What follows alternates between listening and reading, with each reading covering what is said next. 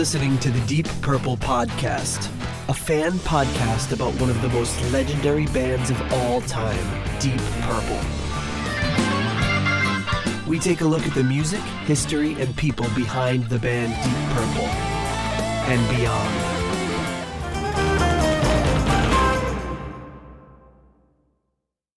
Welcome to the Deep Purple Podcast, the first and only podcast devoted to one of the greatest bands in rock history, Deep Purple.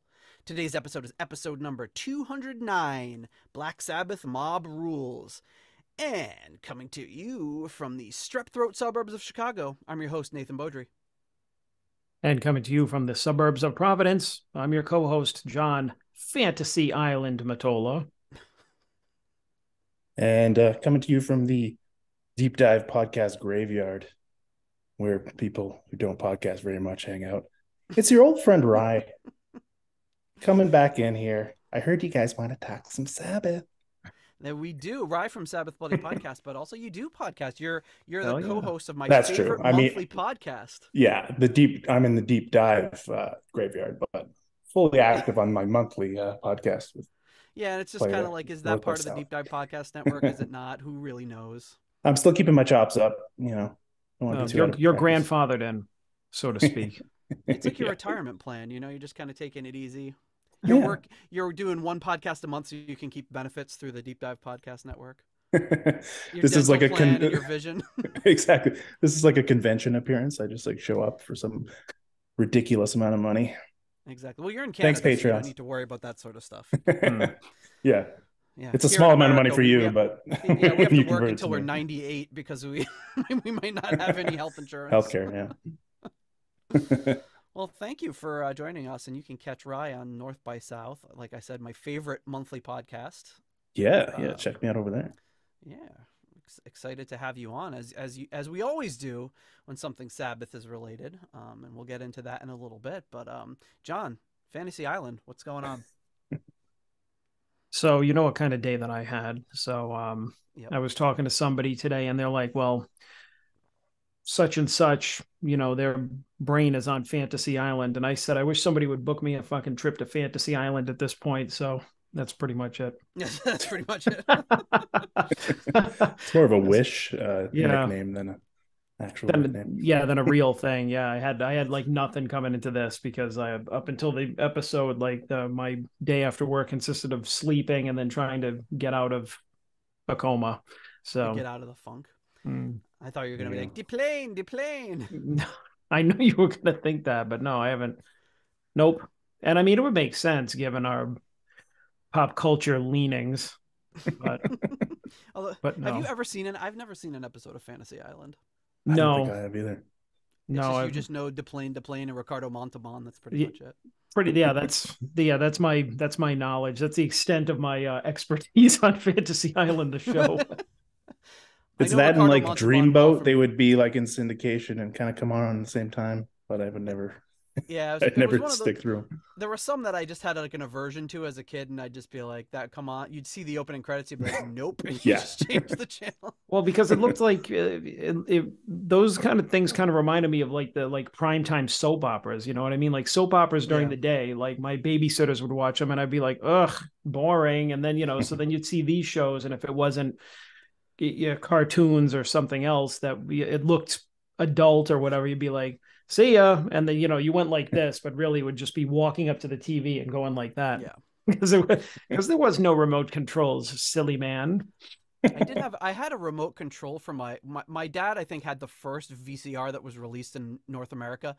It weighed like seriously probably weighed 35 pounds. And it was in two pieces. There was one giant piece that like had the thing that we put the tape in and you close it down and you press the buttons. And then the other piece connected to it with a cable. And that one had like literally, I think the only thing on it was a clock, like a giant bright green quartz LCD clock. And you could detach one half of it and use it with a camcorder and you could go and record. So you had this gigantic thing on your, like that you'd have with a big sash that you carry around. Right. and record things, and that would be where the tape was. And the giant camcorder that was the size of a normal giant camcorder that would hold a VHS tape was just there on your shoulder. So like my dad probably like did a lot of working out with that, carrying that thing around to all the family functions. But it had a remote control that you actually had to plug in with a cord. And all it could, and the funny thing is you couldn't pause on the VCR, but you could pause on the remote control. So you'd have to like get this cord out and plug it in. It looked like a headphone, like a regular headphone cord. You plug it in, and it had this little remote control. You could like wind it out like as far as it would go, and you could sit there and press play and pause and rewind. It was just create a great big tripping hazard right in the middle of the friggin' living room. Yeah. Have this big cord from the TV to the couch. It went far too. It was like a really long cord. Yeah, I remember that. You could probably put it in a different room where you couldn't have even seen the VCR. But I guarantee some like crafty hip hop guys like made some sick stuff with that. They always have like, if you go to the real old school guys, they'd record demos to VHS and stuff, and it was always through these old, like obsolete systems. We would sometimes record like audio on it, because on the super long play mode you could get 6 hours on there. I mean, it's crap quality and probably mono or whatever, but you know, you could record 6 hours of music on one VHS tape, you know, just recording whatever off of the TV, and you just play that and listen to music that way. It was pretty cool. Nice. But anyway, hey, if you want to support that's our show, tech talk for if you want to support our show and listen to vintage VCR talk from 40 years ago, you can do so a number of ways. One is by leaving us a 5-star review on Apple Podcasts. It helps new people discover the show, or so I'm told. You can buy some merch at our Etsy store. You can also become a patron on Patreon or PayPal for as little as $1 a month.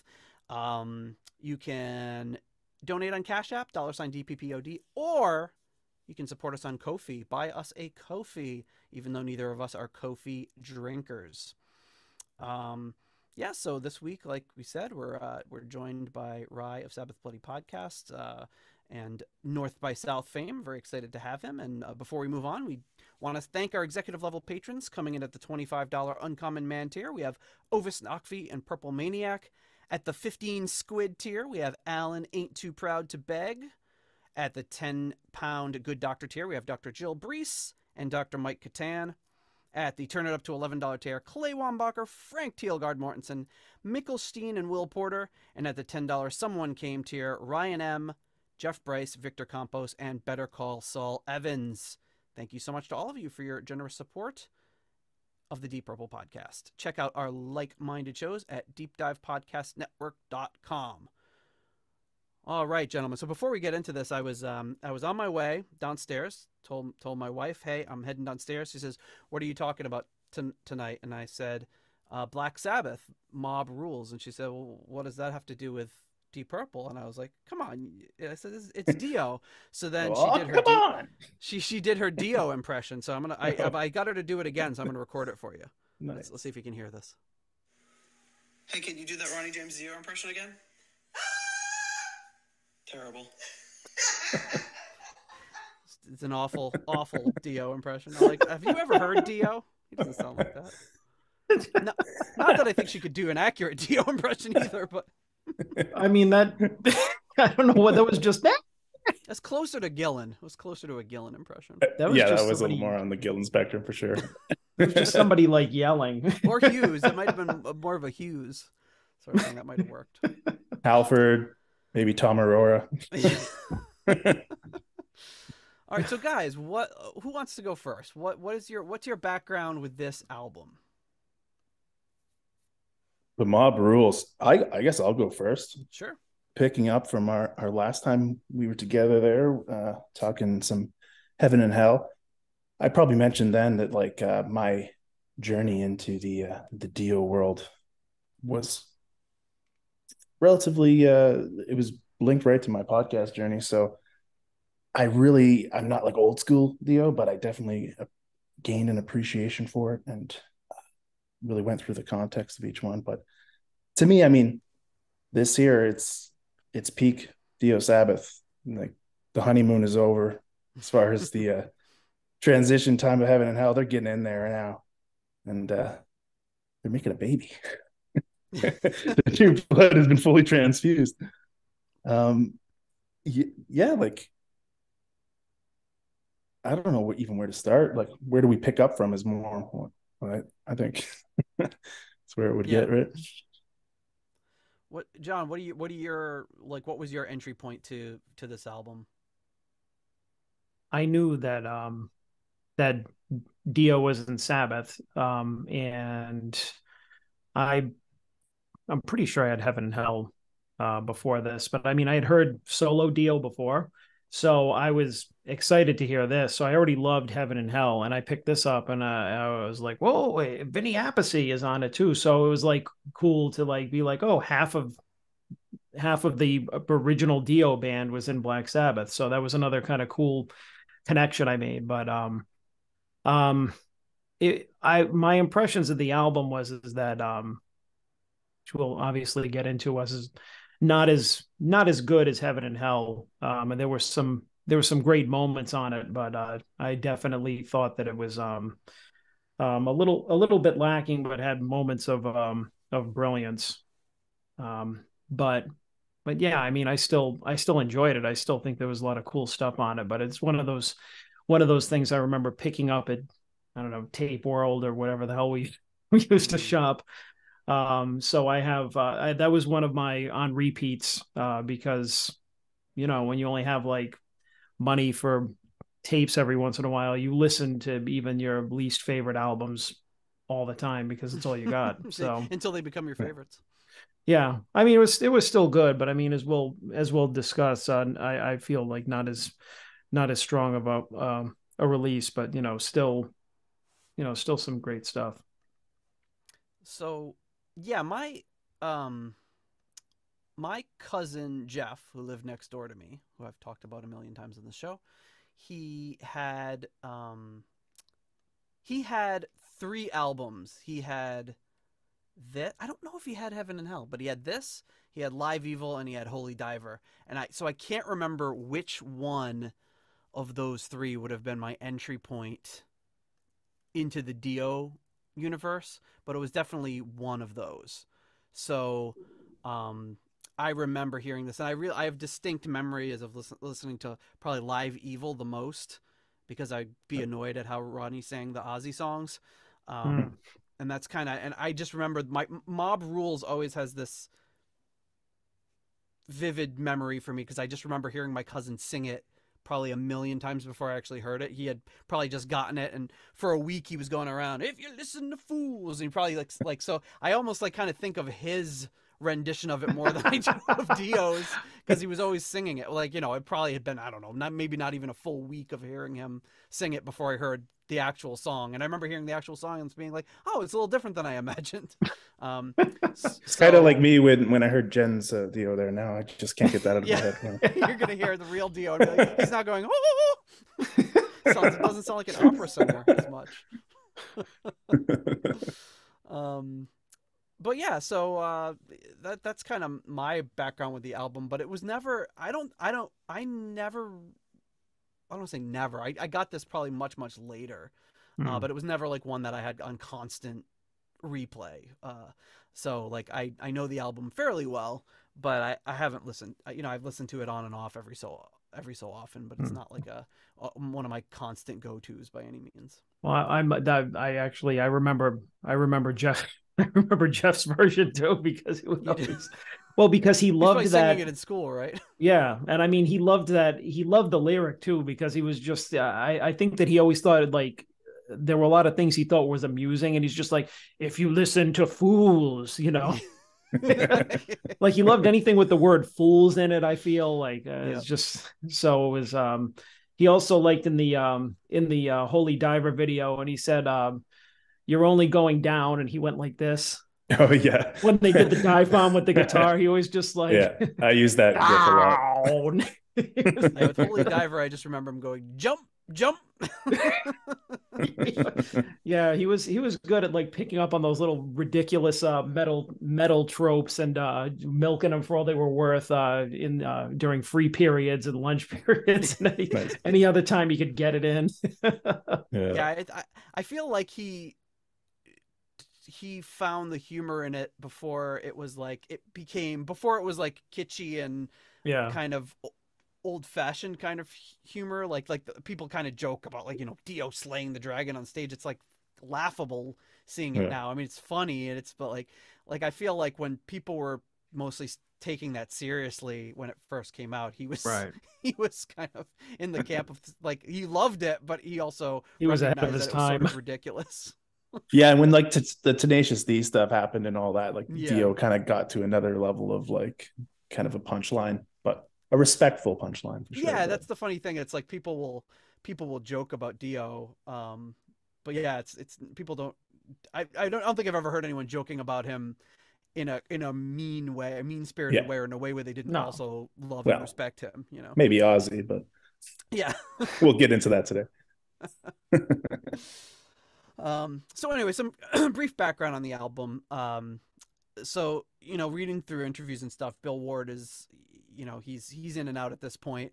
At this point, he's out, obviously, and he felt strongly that Black Sabbath without Ozzy wasn't Black Sabbath, and he would go on to, you know, say that he really loved and respected Dio. He liked Ian Gillan. He liked all the guys that he worked with, but he just didn't. His heart didn't seem to be in it after Ozzy left. So, you know, he does return after, obviously, to do Born Again. Is the only sober album by that we can find that he did at that point. So Vinny Appice was playing with Rick Derringer's band named Derringer. He had also played with John Lennon for some times. He's doing the hand, what is it? Whatever Gets You Through the Night. He's doing the hand claps on that one, I think. Yeah, you'll probably notice because you can hear his distinct hand to palm sound of Vinny Appice. Dio says they chose Appice because he had a similar style to Bill Ward. I don't know if I know enough about drums to be able to detect that they've got similar styles. I know that Derringer album is kind of more funky and kind of more it's a lot more busy than what he did in Sabbath. If that was their I don't know anything about reference point. Heard Derringer, I don't think. No. It's cool. You might like it. It's got some funky beats to it. But yeah, it's a little bit more busy than what he does in Sabbath. He definitely like hones into, I guess, a bit of Ward because he has to, but comparing the two of them, they are very different approaches to drums. Yeah, I mean, I would think so too. But so a funny quote out with Appice and the band Dio. This is a quote from Dio. He said, "We had Vinny, Antonio, myself, and Geezer, 3 Italians, and Geezer Butler. In fact, Geezer used to call us Geezer and the Italians," which I think would be a great name for a band. It would be a good Black Sabbath, a Dio era Black Sabbath cover band. Geezer and the Italians. Well, see, they should have gone with that instead of Heaven and Hell, like 30 years later or whatever it was. That's right. It was probably in the runnings. Geezer and the Italians in like a really serious heavy metal font. In the Heaven and Hell font. They still keep all the demonic imagery, but yeah, exactly. That gothic font. You know, just add a tricolor to the cabs. They have the hand like going like this. in the logo, like hey. Yeah, instead of doing the devil horns, he's going hey. And Dio switches to this toward the. It's a bitchy. So Iommi says that Heaven and Hell they had done a lot of writing before Dio joined, and in this one it was kind of a little bit more collaborative. Heaven and Hell was their last record for their deal with Warner Brothers. And they didn't get a lot of promotion until it started selling really well, and then they kind of got behind it, obviously. In interviews, Dio kind of describes... It's funny, he describes Geezer as being like a very negative person, but not like in a bad... He's not saying it in like a attacking way. He's just kind of saying like he's not a very positive guy, so some of that came across, I think, in some of the lyrics on the album. Geezer said there started to become like some tension of like a split with him and Tony and Dio and Appice going to the studio separately. So already kind of the same song and dance we've heard a million times with different bands. This time, last time Dio was bothered that the whole band was credited on the album where it was he and Tony that wrote it. This time it's everyone except for Appice. And Appice said he didn't really care because he was just happy to be in Black Sabbath. But he does say that, you know, some of the stuff came up in jams that he was a part of. Right. So they bought a mixing board thinking they could save some money and record it at Tony's house, but that didn't work out so well. So the bulk of it was recorded at the record plant in New York. They began recording at the Tittenhurst house the John Lennon's house. And Dio recalls bumping into David Coverdale because they were just finishing up recording there. So that must have been what, like Ready and Willing. I can't remember which album that is. I think it's that one. But was it? Yeah. I guess they had on the flight there, they heard mid-flight that John Lennon had died, and when they landed, Dio, like, they had all the rooms set up, and Dio was scheduled to sleep in John Lennon's room, and he was like, I don't. He said he was too scared to sleep there. He's like, I don't want to sleep there. He just died.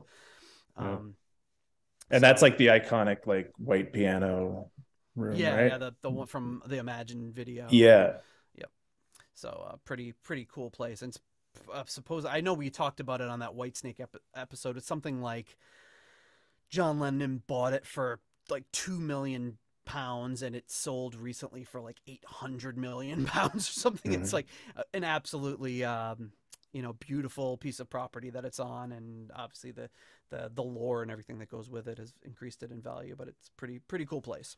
So obviously you got the lineup of the band. You've got everyone that we've heard of before as well. We've got Geezer on bass, Jeff Nichols, Ronnie James Dio, Tony Iommi, and then Vinny Appice, who we talked about, who'd played previously with Derringer and John Lennon, but not a ton of stuff before that. Produced by Martin Birch, just regular flavor Martin Birch, no nicknames that I can see, unless we get to the back of the album cover. Maybe it'll say something, but he's never dropped the nicknames in when he works with Sabbath.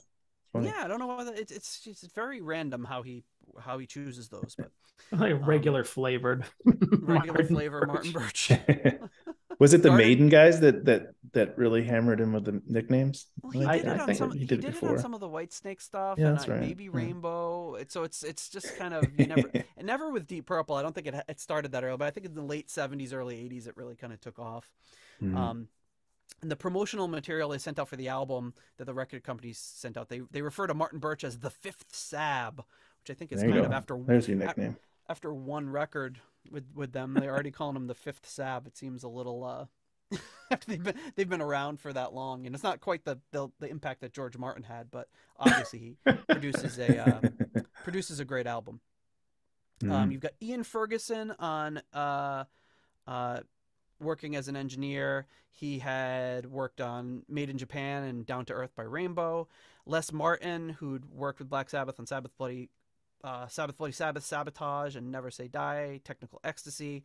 Michael House, who worked on Just This and Live Evil. Peter Resty, who worked with Black Sabbath and Manowar, my favorite oiled up muscle band. Eddie Delina, who worked with Ron Wood, and Angelo Arcuri, who went on to work with Dio. So that's kind of the full house.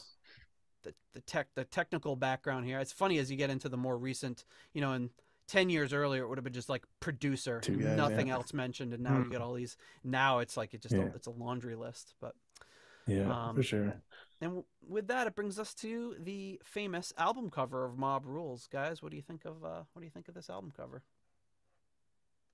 Here we go. Heavy Metal Magazine. Ooh, 1981, right?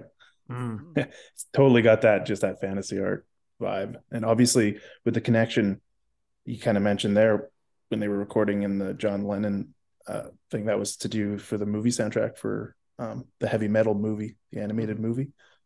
I think there were some connections just with like fantasy art guys, because I know the guy who did this, he did a bunch of stuff for those magazines, and I think I remember reading somewhere he did like the original like Star Wars painting, not the one that was like I know afterwards Drew Stewson did all of them, but I think he did like kind of the original take. He did, and he did the they called it the Style B poster for the original Star Wars movie, and here it is. It's actually him and his brother, and you see there, you can see the same little Hildebrandt that you see on the cover of the album. And the interesting, so this, I am a big Star Wars fan from way back. So when I heard this, I was like, really? The guy that did Mob Rules, the Star Wars poster? But this was the poster that was always interesting to me, because it shows like Luke Skywalker with his muscly chest, and it shows Princess Leia with her legs sticking out, kind of a sexier version of Princess Leia's. Yeah, it's attire. A total Frazetti style, Frank Frazetti kind of like. Yeah. It's just, I never really understood, but apparently he did this poster without they did this poster, I should say, without seeing anything from the movie. They didn't know who the cast was. They didn't know who was doing what. But Ralph McQuarrie had done like a ton of the concept art for the movie, so he just went off of that. So that's why you've got like something it's pretty close to what Luke Skywalker's wearing, Princess Leia, Darth Vader mask is 100%, C-3PO and R2-D2, all the Death Star, all that stuff looks pretty much the same. But the faces of the two humans in the shot are a little off because they were casted. Yeah, I like the robots in the background. They're just like, hey, what's going on up there? Just kind of off in the background, like, hey, what about us? Like, they got these badass poses up front. You got Darth Vader's head superimposed in the background, and you just got R2-D2 and C-3PO back there, just like, we're just just hanging out. R2, she sure is showing a lot of leg. Oh dear. That was also my Coverdale impersonation. Oh dear. He's got a bit of C-3PO on him, doesn't he?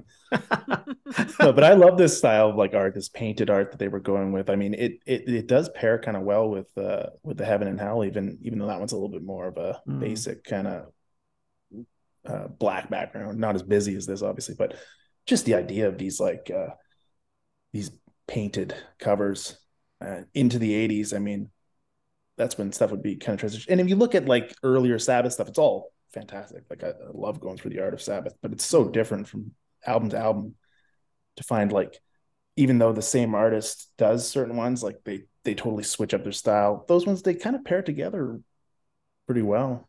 Like, yeah, it's really interesting. I had this pulled up on my computer earlier, and my son was the one that had strep throat, was in the other room, and he's like, Dad, what are you looking at? It looks so brutal. And I was like, yeah. And I'm, you see these albums so much over the course of your life that you start to just forget. You don't look at them the same way. And so I really starting to look at this. I'm like, this is a freaking creepy album. It is pretty gnarly. Yeah. It like, I mean, we've all seen like Cannibal Corpse at this point and all that stuff where it's pushed it to an extreme, but this is like, this is pretty gnarly. I mean, the piece of art was called like the Crucifixion or something, and I heard that's supposed to be like skin that's like laid out as a canvas. Like there's a lot. They said it was supposed to be like a human skin that was ripped apart and like and put up, and there was supposed to be a face in there, but I don't know if that got edited out or if it's actually in there. But I know there was a I don't know if you guys ever saw Doctor Who, but there was a Doctor Who where there was like the oldest human or the last human or something, and she was just like a face that was like stretched out like this, and they would just have to keep her moisturized. It was like a really like, it's kind of a low budget, quirky, sort of funny but sort of scary show, and I just remember this reminds me of that for some reason.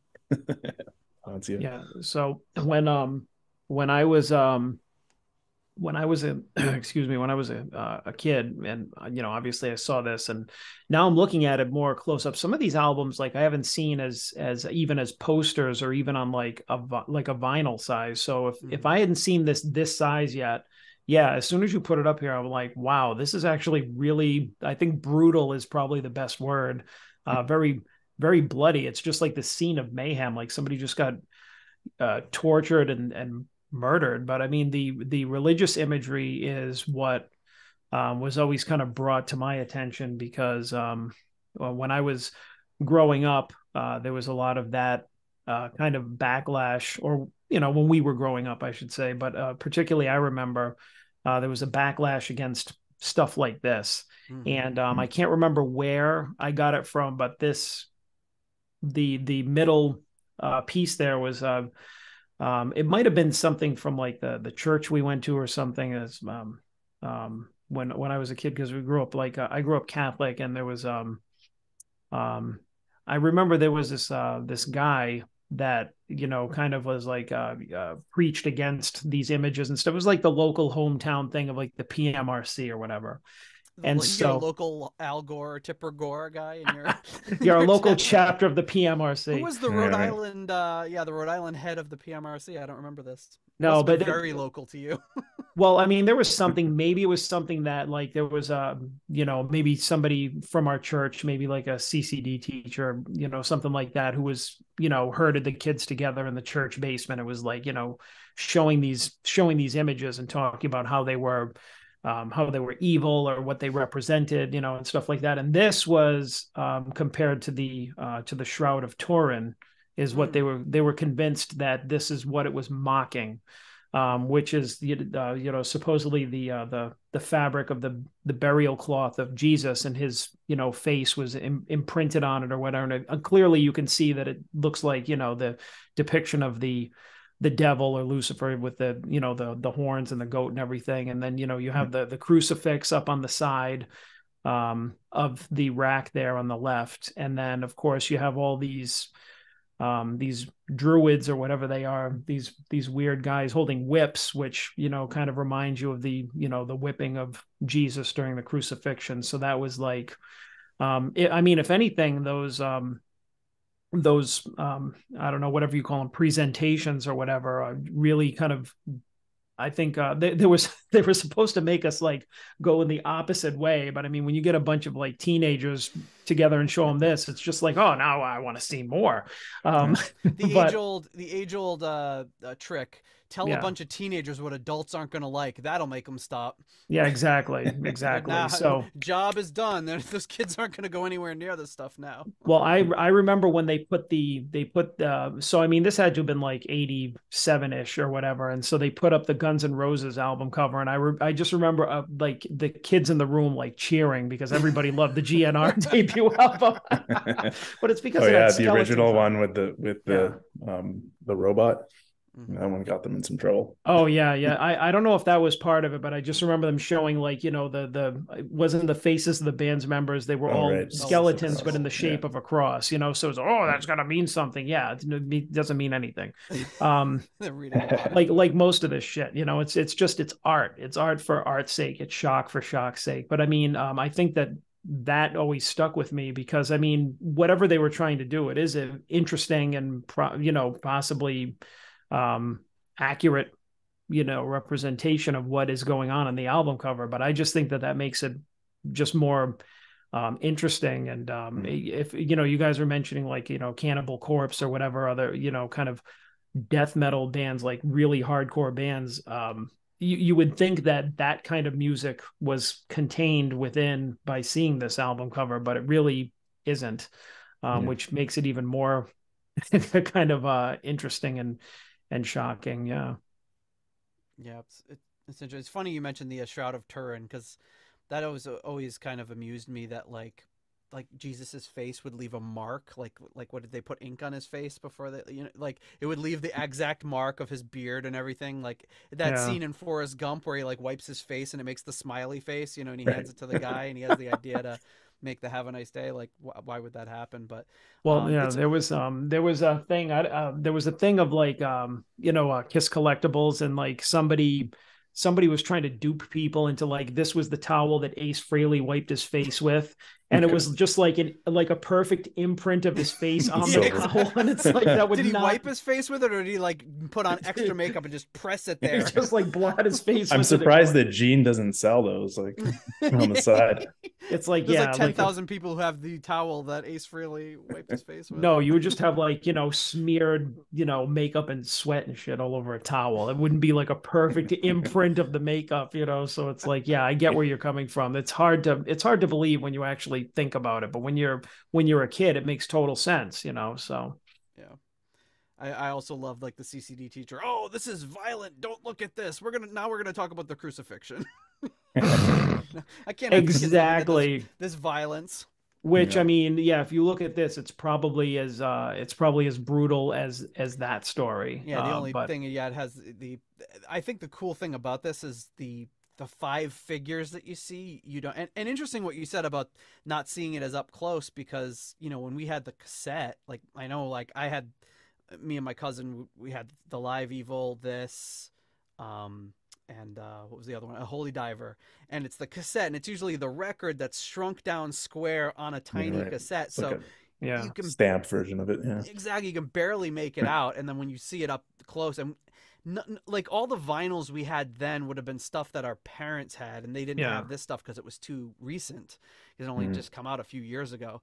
So like we had the vinyl up to 1969, 1970, and then that was it. And then there was a big gap, and then we had cassettes of some of this stuff from that we had purchased, more recently. Right. So yeah, you didn't really see it in this detail. And we weren't really buying a lot of this stuff then, because our generation, like as you got to the mid to the later 80s, was buying more. I think still buying records, but buying more cassettes, because that was a few years off from people starting to transition to CDs. So it's like I never had any vinyl. Like I always had my dad's old vinyl, like you said, from that era from 10, 15 years earlier from then. So yeah, but it's yeah, I love the fact that you can't see their faces of these figures. It makes it so much scarier than if they made them like scary demons or something. Yeah, it makes it more like it's a ritual killing kind of cult thing, which is yeah.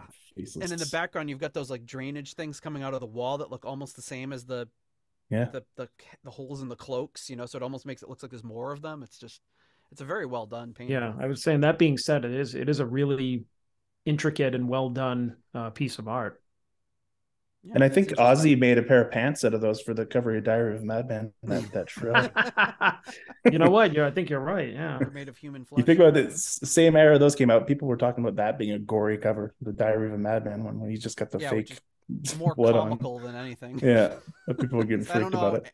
How anybody could be scared by that? It's just silly. This is a little bit more sinister actually than anything Ozzy put out. Much more. So yeah, this was one half of the brothers Hildebrand, who were twin brothers who did a lot of illustrations together.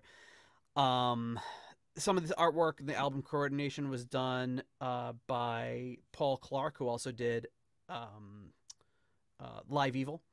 And then the Hildebrand didn't do a ton of band stuff.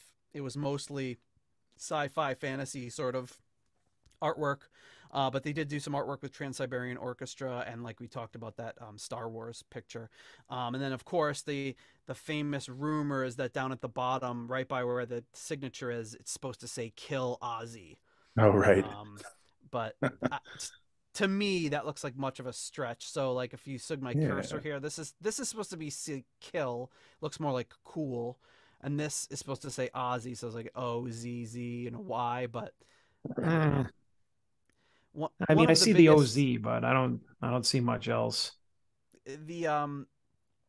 So I guess one of the label reps claimed that Black Sabbath requested this to be added to the painting, but nobody can back this up. And one of the biggest reasons this is debunked is because this painting was done in 1971. Right. The painting's original title was Mob Dream, and then, as Rye said, it was later entitled Dream 1, The Crucifiers. So they kind of licensed this for use as the album cover. So really, really cool album cover. And there's the Star Wars poster again. And then the back cover is kind of a close-up on one of those walls, or maybe it's the other side of the wall, and you see all the credits, and we see it's just regular Martin Birch. It's a really cool color palette too. You got like that red is and they make it look really like that dirty wall with like the water stains on it. It just looks very. It looks sinister. Great in old vinyl when the vinyl gets beat up. A couple old copies of it. And, it really translates well to the LP size. I need to get a vinyl copy. Really weird how they list the band up here. They list Vinny Appice first. There you go. Yeah, and it's also like there's crosses, but it looks like pluses, so it looks like it says drums plus Vinny Appice. Equals awesomeness. Exactly. Well, that's true. That formula does check out. Yeah, they list Tony Iommi last, so I don't know. I don't know what they're. I guess they're going in alphabetical order: Appice, Butler, Dio, Iommi. So. Oh, okay. So I guess that's very diplomatic of them. Yeah, usually egos will dictate that doesn't work out. They certainly do later on, yeah. I guess Dio and Iommi and Butler were all pretty cool about it. So it kind of speaks to the point that they were at, because I mean, with this, once they brought in Appice, they kind of became like the 2 and 2, the Americans, and definitely the confidence of Dio at that time. He was kind of the guy, more so like you would associate him with this era of Sabbath more so than, I mean, you always got Iommi there, but you know what I mean? Like he's kind of, he does own his front man position. He sure does. And he's very outspoken and not afraid to speak up when he doesn't think something's definitely always came across as a guy that you didn't want to fuck with. Yeah. You know what I mean? Like, No. he may have been small in stature, but I just remember that, like, that documentary about the butterfly ball, where he's talking about, like, you know, he did the song "Love Is All," and he's in his house with his, you know, like, medieval stuff all around, and he's just like, and then the single came out and it said Roger Glover, and he's like, no mention of me. He's like, I was not happy. And I was like, oh, like, I'm watching this like 30 years later, and I'm like, oh my God, Roger, you're in trouble. He's got a hit out on him. the way he says it though, he's just like, I was not happy, or I was not amused, or however he said it. I'm like, yikes. No love for the glove. I know. I was like, man, no love for the glove. So yeah, anyway, It looks like Jeff Nichols got a credit on there. They got the all keyboards by Jeff Nichols. That's nice to see. Yeah, not with the. I'm sure he wasn't in. I don't know if there's any. I don't think there's a gatefold on this album, but no, I don't remember if he was in the liner notes on Heaven and Hell. He might have been somewhere, but that's probably. the first time I'm seeing his name in but lights. They just won't picture him. Yes. Just unfortunate, but yeah. And then there's the label there, of the Vertigo label for the album, and that's kind of that's the artwork right there. It's pretty interesting. It's so much to talk about of these old album covers. Mm-hmm. All right. So before we press on and start talking about the actual music, we have to do something, and that is, of course, to thank our core level patrons. And coming in at the $7.77 Keep It Warm Rat tier, we have Michael Vader. At the $6.99 new nice price tier, we have Fielding Fowler. At the episode $6.66 tier, Steve Coldwell, Arthur Smith, and Anton Glaving. At the, where are we now? The $6.65 Almost Evil tier, Kenny Wymore. At the $5.99 nice price tier, Robert Smith, Peter from Illinois, Michael Bagford, and Carl Hellberg. At the 70 kroner Scandinavian Knights tier, we have Zwapper the Electric Alchemist and Knut Morten Johansson.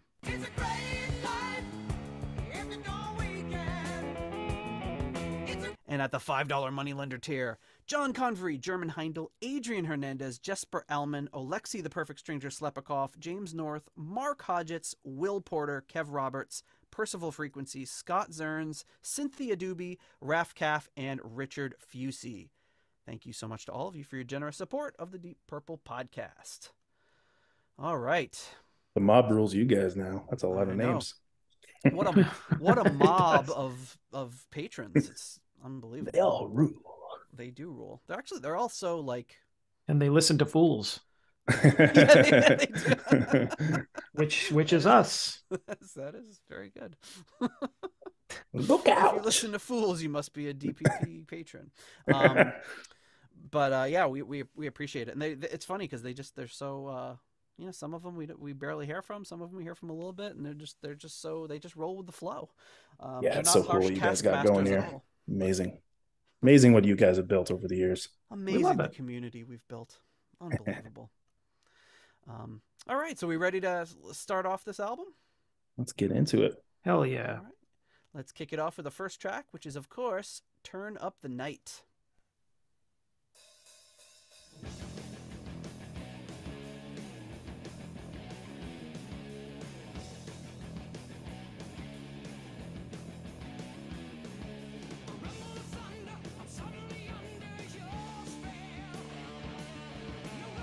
So this song draws a lot of comparisons to Neon Nights. Oh, yeah. It's an out the gate kind of vibe. The singing starts pretty quick. Yep. Not messing around. Right away, Geezer's got like a growlier kind of tone. The production on this album is one of the things that like I find is it's awesome. It's so like raw, but especially compared to Heaven and Hell, it's a different production. Yeah, it's brighter. That's more live. Yeah, but it's definitely a cool riff. Definitely, and yeah, you hear the growling bass, as you said, kind of mix in with the guitar during the riff, which is really cool.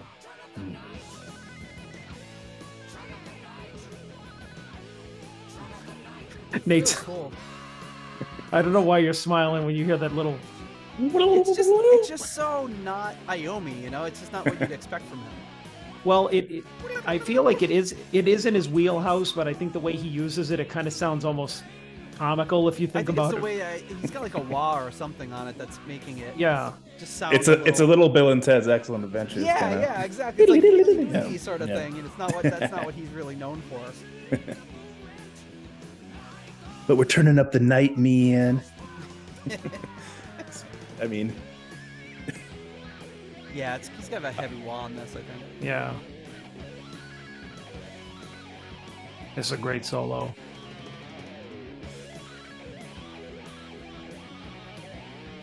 and it's definitely like we probably went through when we were even talking about Heaven and Hell, but like he switched over to like Marshalls and like that like metal kind of tone.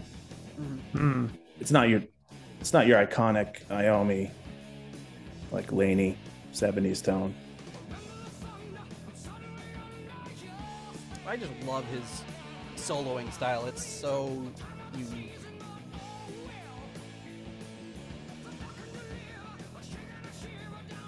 Yeah, you just got to cut off most of your fingers. Right there. 50% of your fretting fingers. But it's really those like, even that as Bill and Ted as it is, like it's a trill. Like that's one of his like signatures, you know, like just like yeah, the speed he does those at kind of was his signature. I remember there was a lot of that and that kind of like lead work from him, and I can't think of the ones offhand, but I remember hearing it a lot on Technical Ecstasy, where he would do this kind of like these kind of runs that almost sound like a fluttering type of guitar line, which I think is very signature Iommi. But maybe the tone and throwing the wah in makes it sound a little different here. Yeah, for sure. He was pretty sparse with the wah usually, but I mean, it's definitely an 80s vibe. I don't know, maybe he was working with Kirk Hammett on that one. It's just like, you use that wah. You overuse it, actually. So, okay. Hook two or three of them together. Isn't that what he originally did, right? Kirk Hammett, he had like a wah that went into another wah, and there was a bar that connected them, and he would do that to get the extremes. And then I think really? Wow. I think, I don't know, I had always heard that. I don't have anything to back it up. And then I know like eventually they could, just make his own sort of wah or have somebody fabricate something for him that would have the same effect. But to get the level of what he needed, he needed two wah pedals. Maximum towards the wah. end, Dio almost sounded like Jen's impression of him right before he went, "Turn up the night," when he got like really serious. But it sounded like he almost did hit that note. I have to compare them later. All right, so what do we think about Turn Up the Night? Rye, do you want to go first? Yeah, sure. Yeah. I mean, great opener, high energy, fitting into the template of whenever you look at the two 80s Dio offerings with Sabbath, they do follow kind of almost a template, but that high energy beginning, I like this one a little more than Neon Nights, just tone wise and music wise. But it's they're both kind of cheesy lyrics wise. I guess just like a little, is it like a play on words, like turning up the radio, turning up the night? I don't know. I don't know what's going on there. Probably. Yeah, like Neon Nights is an obvious kind of pun, but Turn Up the Night, I don't know. I don't know what it's supposed to. What it's supposed to mean. So like, I knock it down one mark for that, but I think it's still perfect in that spot. So I'd have to give it like I'll give it a 4. It's up there. Like it's of the songs in the batch, I wouldn't get rid of it, and it's also like the perfect opener, perfect energy. All right, John, what do you think? I'll see you 4 and raise you 4. You're giving it an 8. An 8, an unprecedented 8. Didn't you give something like an 11 in the last episode? Really, I don't know. I don't play cards. I'll match your 4 with another 4. There you go. This, all right, you're calling me. Yeah, you're calling me. Yeah, whatever. I call. All right, well, if you're calling, I'm giving flush. it a 4 as well. I thought we were playing mob rules. What's going on here? But yeah, this is, I see. So 4s across the board. I think we all agree that this is a great high energy Neon Nights-esque song. But the things that I like about it the most are what I said before is like, now the Martin Birch produced both albums, but this one just seems to have I think I call it like a brighter tone, maybe a little less muddy than the Mob Rules, or like I don't know, this kind of not a bad muddy, but it's just like I think what Rye said was accurate too. It sounds a little bit more live, brighter, maybe a little less. I'm sorry, a little more like separated. You can hear the individual players a little bit clearer on it. So the production is really good. I think it's a great song too. I think Iommi has a couple of great signature things that he just throws in there. I think his fills and the solo are great, and Ronnie can never do any wrong. There aren't many vocal performances where I'm like, he didn't really nail it. So yeah, this is a great one. I always love this as an opening track. Yeah. Yep, I'm giving it a 4 as well. Really great opener. And to me, it seems like these 3 albums, meaning Heaven and Hell, this, and then Born Again, all have like a very similar opening. But in a really good way. Like, it just kind of lets you know, hey, this is the new Black Sabbath. It gives you like whatever 8 bars to settle into the riff, more of like a kind of like a gentle chugging riff on all 3 of them, and then it kicks in with the vocals, and it's just like, now we're hearing, it's like you're getting that perfect mixture of hearing something new and fresh, but something familiar as well. Yeah, I really like it. I think it's a very strong opener. And as far as this one goes, it was issued as a single. It was the B-side to Lonely as the Night. And, I'm sorry, the B-side was Lonely as the Night. It made it to number 37 in the British charts. Then the song. That's funny when they do that, when they go back to the other album and hold. Yeah. It's like, sometimes they just do the weirdest things, or they'll put in like live things or whatever it is. But that's kind of what they did with this one. Ronnie said he was never a huge fan of the song. He said it was just all right. So, well, there you go. How did he say all right? Did he say all right? It was just all right. He said it was all right. See, we all said it in different ways. Hey, Nate, before you play the next song, I think we need to bump up the volume in our thing, like just a little bit. Yeah, here we go. Yeah, turn up the cans. Turn up the cans. The cans have been successfully increased. So just a teensy bit. Teensy bit. All right, next track up is Voodoo. How's that volume? Yeah. This one's a strutter.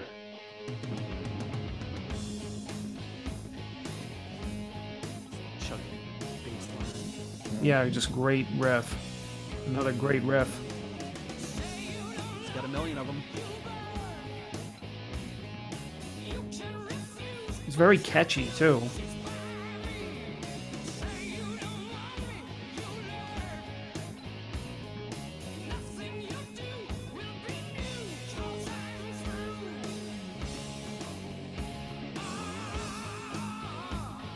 Yeah, Apathy really showcased here how he punches riffs. Yeah, the dude punches riffs.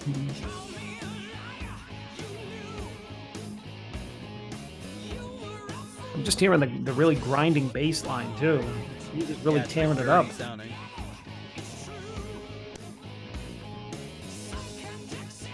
But I love Iommi's tone and like kind of the sparseness of the riff too.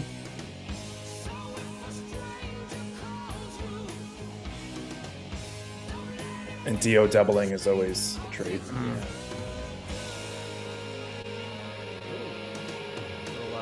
Little vibra slap. Got a Patreon donation. Yeah, I know. I wish. Was there a vibra slap in there? Yeah. Oh, I missed it. Or maybe they'll bring it back.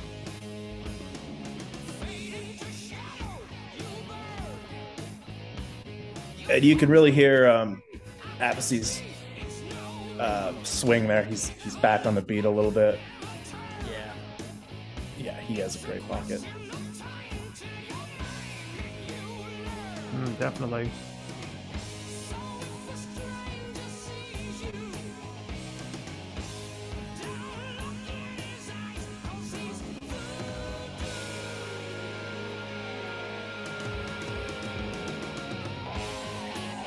Sounds like he had a pick scrape in the back there. This solo is sick.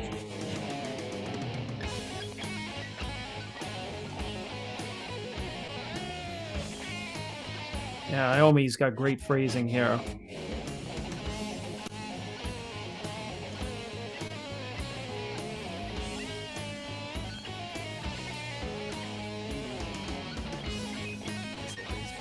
He's really just catching on the groove with the solo. I love it when he does that. He does it a lot in the Dio era, but like, yeah, he's not playing over the riff. He's in with it. Sick. He's like teetering on the edge too. He's like of both like rhythm and tonality, but like just keeping it like right on the edge of insanity, but keeping it really cool.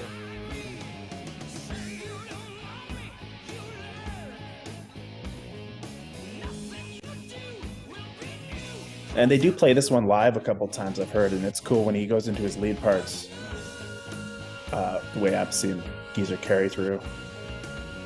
Sometimes that's a big test with bands that only have one guitarist, right? Yeah, how it sounds. But I mean, when you have Geezer, Butler, and Lynn Apsey, you're all right.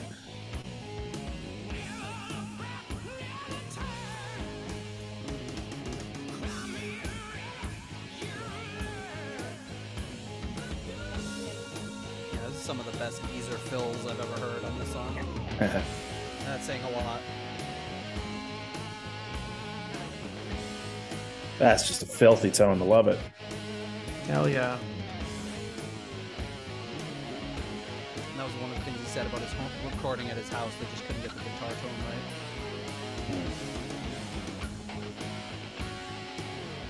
The other thing that comes with the recording studio is engineers, which helps a lot.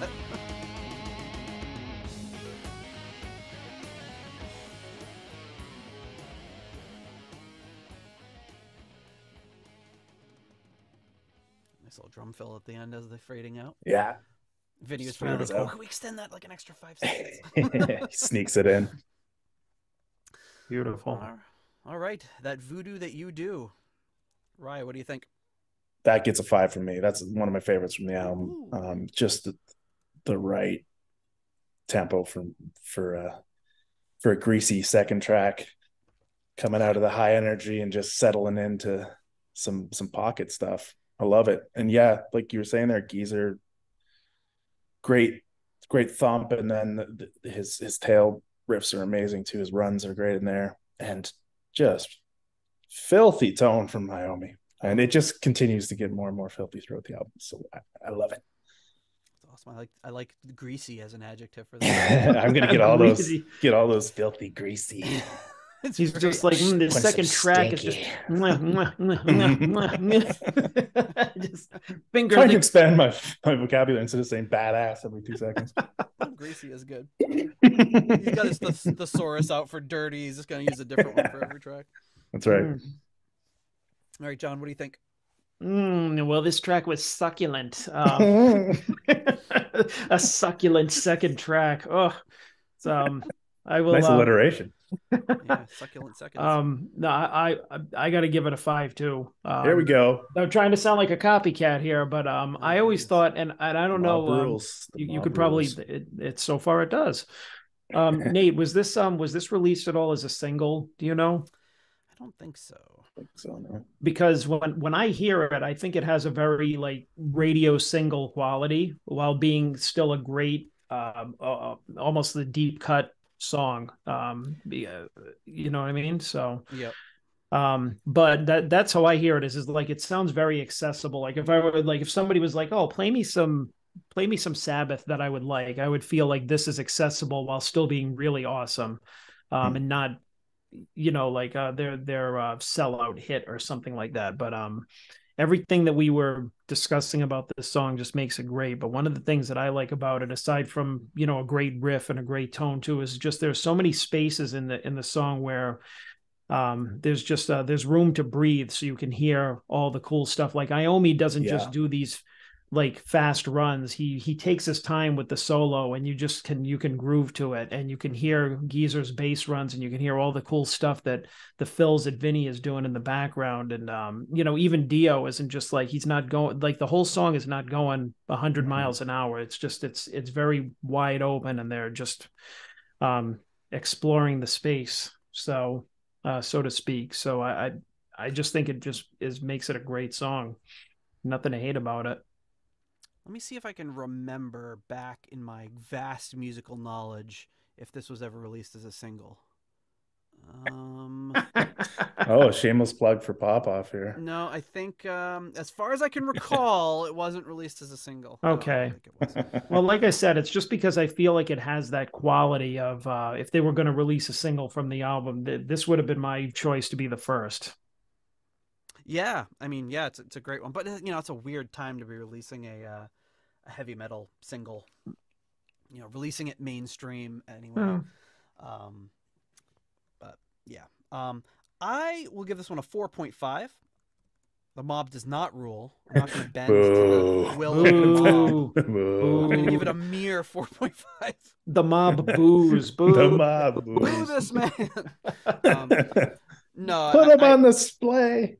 I mean, it's great. And, like we talk about all the time on the show, dynamics, and you hear it so much in the song. And that's why you're catching so much of what Geezer does. Like, we talked in a recent episode about Roger Glover's bass line in Highway Star and how awesome it is and how busy it is, but you don't really hear it. And as well produced as that album is by the same person, but whatever, 9 years earlier, it's lost in the mix. And there's something about how this is recorded, mixed, EQ'd, whatever you want to call it, where it's not distracting, but you can hear all the cool little things he's throwing in there. And you also hear it in other Birch productions, like what Neil Murray is doing in early Whitesnake albums, is doing lots of cool stuff like that. So it's great that he got to this point in the late 70s, early 80s, where production-wise, bass was getting a little bit more respect and a little bit more love in the mix. And because I just love hearing those little variations and fills, and it's not that it would have ever been, but it's it's not just a tape loop of a bass. It's always thrown in something different there, and it's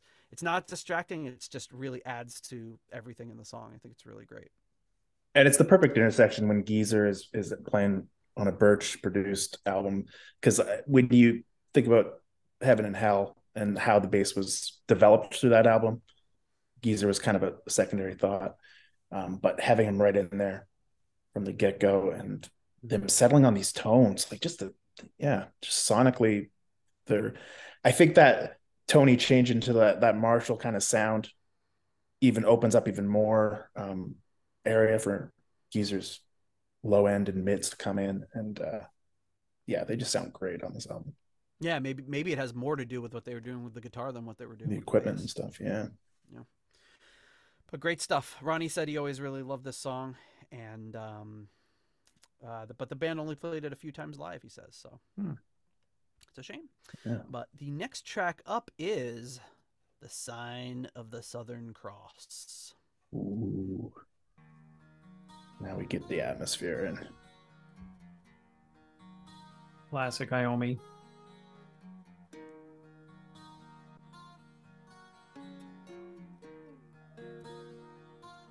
It sounds like a nylon string there. Like the playing the little parts. If there isn't light when no one sees, then how can I know? We all love a soft Dio here. Beautiful voice.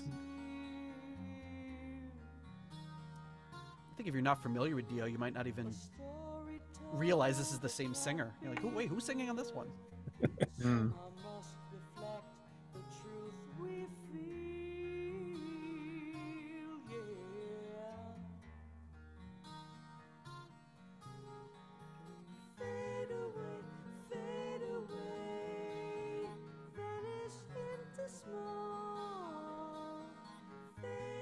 He's just running through some of the scales in the back there. I'm doing a little practice. Here we go, lads. Yes.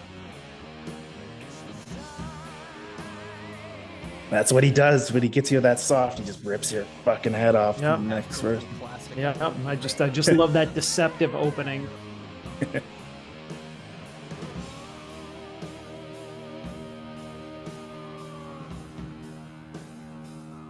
Yeah, the song's a monster. It's absolutely epic. The keyboards used a great effect here during the verses too. Just gives it a lot of atmosphere. That kind of wind sound effect. Drums, right? Yeah. Well, actually, no. I found out that windy effect is Geezer. It's in Really? bass effects. Yeah. Oh, really? Because Bass effects, bass effects. even before Born Again, bass effects. Well, as a continuation of that, or the beginning of that, he got like a Yamaha pedal at this time apparently.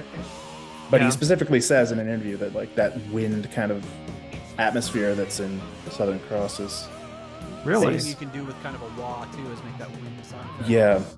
You know, I'm not even surprised. Yeah. Well, that's interesting. Yeah, it's just that wah envelope in the background. It's very cool.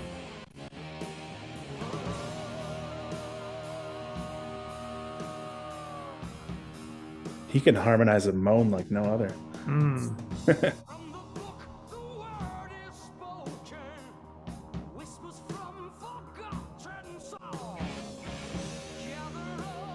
Talking about space in the music, and this is a perfect example.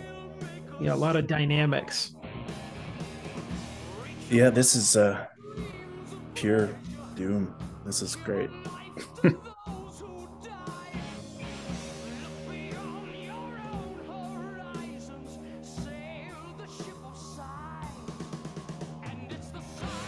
Sail the ship. It's another nautical theme.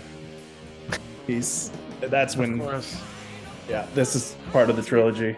Dio really shines nautical themes. Turn them to the sea, this, and then Holy all the diver. fools sail away.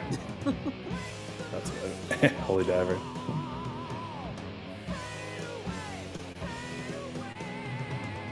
If you had to make a list of the top 5 or 10 best epic metal songs, I would probably have 5 of them. Yeah. And 3 of them are on this album. He's insane. Yep. Crank them out. A nice little That's cool. right panning there.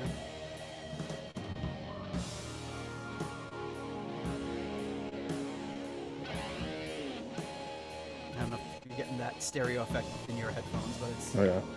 it went from right to left and left to Yeah. right. That little guitar as it comes in. I love how they're creating atmosphere here.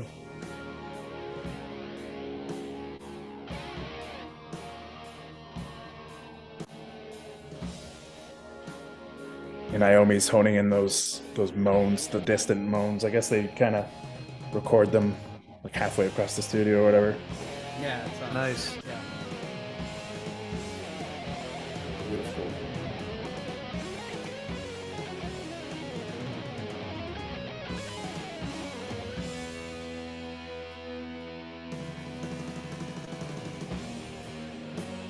Sick snare work from our man Vinny.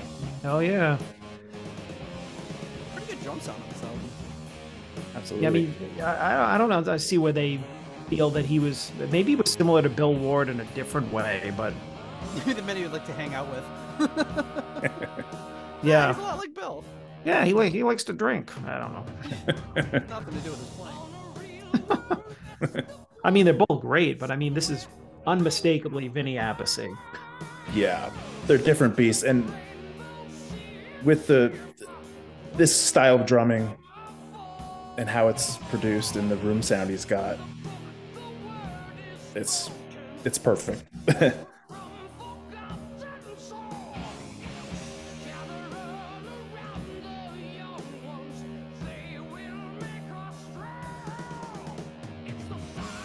Sacrificing some children again. Oh, Ronnie. Oh, Ronnie.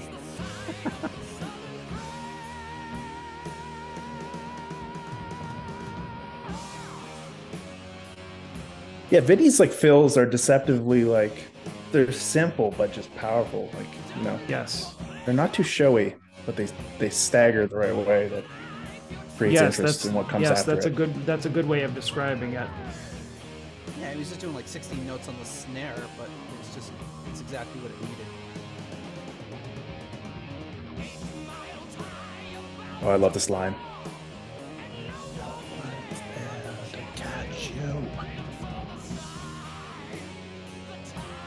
That's one of his classic lines there. Yeah. Yeah. It's like the Kings and Queens and Steal Your Dreams thing in the same kind of vibe, coming out and just dropping some poetry on us.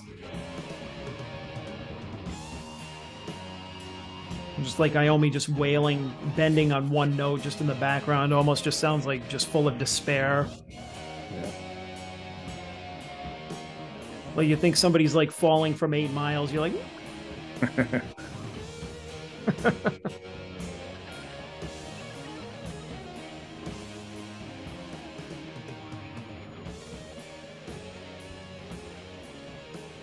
Yeah, you got to do a long fade on this one. That's just what it calls for. Every song's faded out so far. It's true. The first one could have done a hard stop, but I love this fade into our next little piece here. Yeah, that's something that doesn't usually work on our show. Oh, that's right. I forgot. Anytime they fade into something, it's like, crap. No. Now we gotta rate it. Now we gotta rate that too. All right, Sign of the Southern Cross. Yeah, throwing up another 5. Have to on this one. It's my favorite of the big epics, and that's what I like most about Dio is those. I'd say like from these two out from Heaven and Hell and this, it would be like Children of the Sea. This would be kind of neck and neck, but this kind of every time I listen to it, it jumps ahead. But also Die Young and a couple more that are later in this album.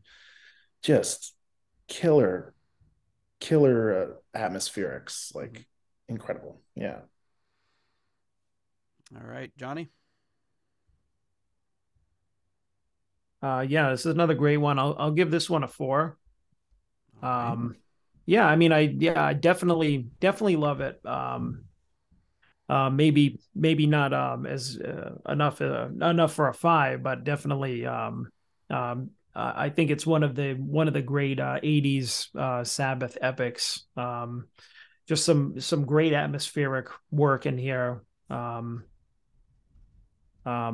yeah, that's I can't really add anything else. I think the thing that I learned today was the bass effects, which really threw me. But you know what? As soon as you said it, like I said, I wasn't surprised because after you said that, I could hear it. And I don't know. I just feel it was very almost innovative.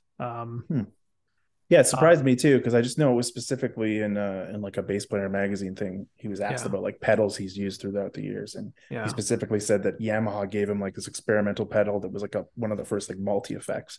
Yeah, and he said it basically operated like an old like telephone thing where you'd actually have to switch patches in it, like through little cables.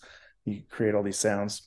That's how he explained it. And he's like, I used it on for all the windy effects on nice. Sign of the Southern Cross, and also E5150 thing coming after. A lot of that is him in there messing around, which like I used to think just it's all keyboard kind of stuff, right? Like but me too. It sounds like a modular synth sort of thing being used as a bass pedal. It's pretty interesting. Yeah. I'll give this one a 5. Yeah, I like this one. I think it's super strong. In the realm of epics, I think this one ranks very highly. Great song, really, really well done, and I don't think either of you are particular fans of this band, but one of the things that I really like about Pink Floyd is how they're able to kind of create an atmosphere with their songs, and there might be like a long stretch where there's another band where there's like incredible dynamics and the long stretches where very little's going on, but they can just create this mood, and that's kind of, while this sounds nothing like Pink Floyd, that it reminds me of it in that way, where it's putting you in this mood and it's creating this kind of atmosphere for you. So, absolutely, yeah. All right. Well, speaking of mood, 5150, time to bring on that mood. Here we go. And the fade out and the fade into this is pretty effective when you are burning this down.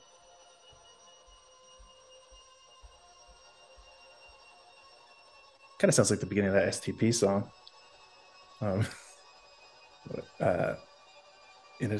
Or Vaseline. You know, they have that weird feedback. Interstate Love Song? I was thinking Vaseline. Vaseline? I can't think of the beginning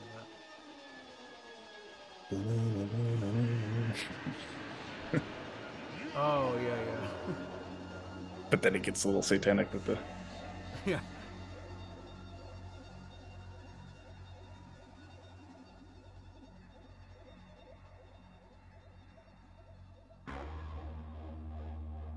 There's the bass. There you go. This matches up with the cover in a pretty scary way. Mm-hmm.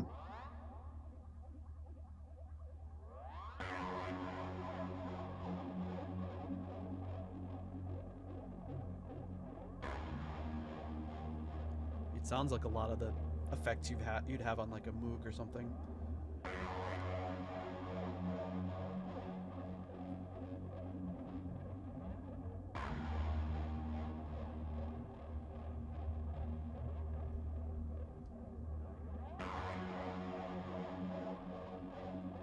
And like all interludes that we've talked about on here, you do have to take into context of what it's coming out of and what it's going into. Right. And this bridge is pretty incredible. And this was actually the part that was used in the heavy metal movie. Like they used part of this, and then they launched into Mob Rules, much like this does. So I don't know if they were trying to recreate the magic of the movie that probably very few people saw, except for some dorks that wanted to see some animated titties. Songs, right?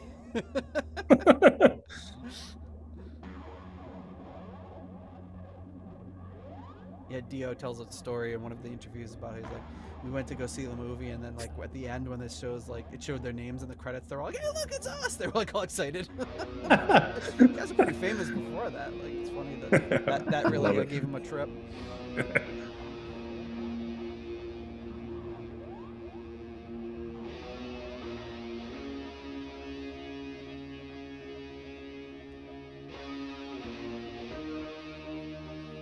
I don't know if you guys ever fuck with the band Sun-O, but this is very like that doom drone.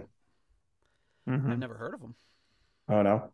Okay. Well, if you dig that one, you should check out Sun-O. I will have to. One thing I forgot to mention about the sign of the Southern Cross that's a little interesting is it got its name from when Ronnie played trumpet in the band, there was a song they did called "The Southern Cross," so he just liked the sound of it, so that's why he kind of used that for the title. I don't think it sounded like that in a marching band, you know, playing a 7-minute epic doom metal song. Somebody should do an all trumpet version of the Sign of the Southern Cross. Yeah. There's probably like 6 of them on YouTube. I've just never seen them. All right, but E5150 also, so like you said, this was used in the soundtrack for the heavy metal movie. If you're not familiar with that movie, that animated movie from around this time, and then they used the Mob Rules, but they recorded this. This is the only song they recorded.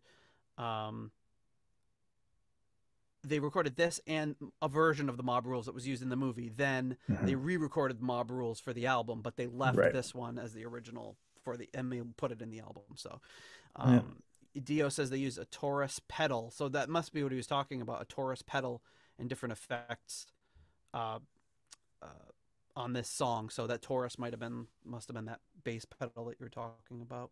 Yeah, it might have been, yeah. So yeah, and then E5150, if the Roman numerals 5, 1, and 50 are VIL, so that's why they put the E before it, so it spells out evil. Right. That's why I always call it. I know everyone says 5150 because of Van Halen, but I always try to correct myself to say E5150. That would actually be how you'd spell it. It's very heavy. It sounds like one of those heavy metal conspiracies that some Southern senator in the 80s would have had. If you take the Roman numerals 5150, it spells out VI, and then you put an E before it. It's like, but in this case, it's actually true. Yeah. Usually there was just a bunch of bullshit they were making up. See? I remember that Yeah, one they were guy. definitely He's playing like, into that. he does. Look at this sign, and he goes, look, it's 666, and I was like, oh, that's a stretch. I mean, And who puts their wouldn't it be thumb much up like that when they're yeah, wouldn't it be much better to say that looks like devil horns than to say the 666 nonsense? No, it just adds another layer to it. So yeah, why not? So all right, don't try to understand the satanic panic. Yeah, I know. Okay, E5150, rye. Yeah, taking into the context of where it sits and what it's all about. I mean, I can't give it a 4. I'll give it a 3.5 just because it does work so perfectly. I can't picture Mob Rules without it, really. Well, I can. I mean, Mob Rules launches in pretty nicely too by itself, but yeah, it's a cool little piece. And like I said, the fade into it, it all just works. Sets you up for getting the next hit. The onslaught of the next song. John, what do you think? I agree with that. I think it's I was thinking 3.5 just because it was an instrumental, but I think it's a more of a transitional piece. But I think it is important. Like I can't hear Mob Rules without this, and I think it's like the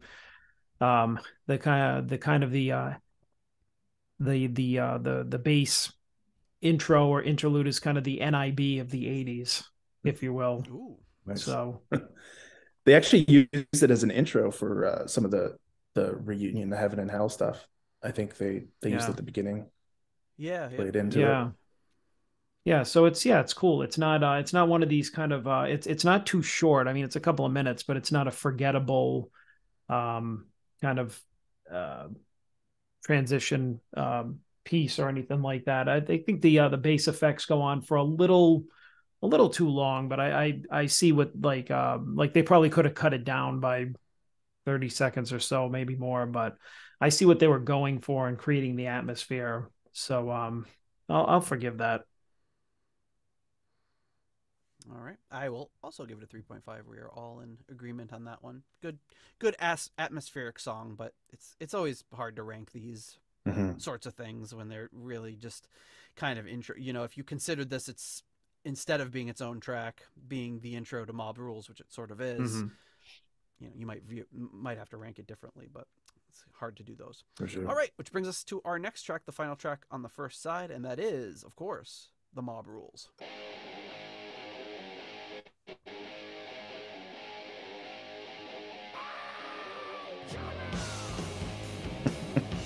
There's Jen.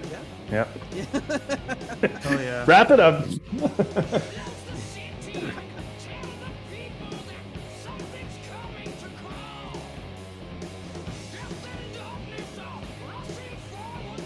He really crystallizes the venom here, the venomous Dio that we get on the next Sabbath offering.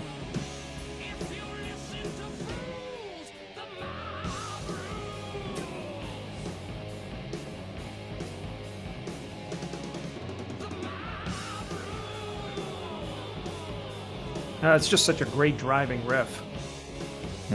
Oh, shocker, right? From Tony Iommi. He's killing it with the riffs on this album, though.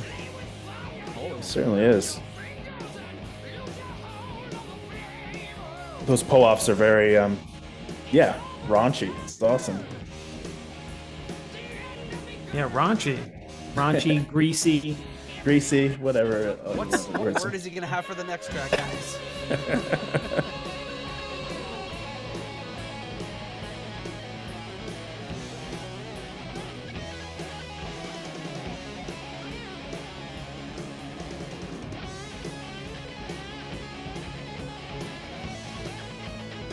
Love how you still hear a lot of his blues background in these solos.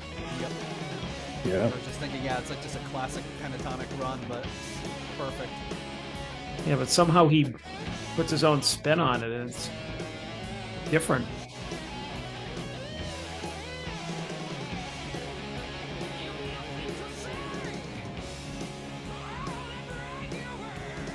I think this is one of the few songs he uses a dive bomb.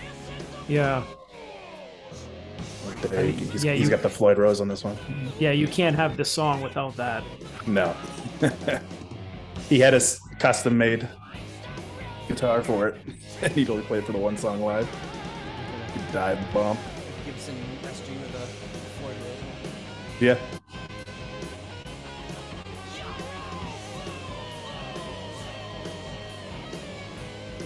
I like that echo effect.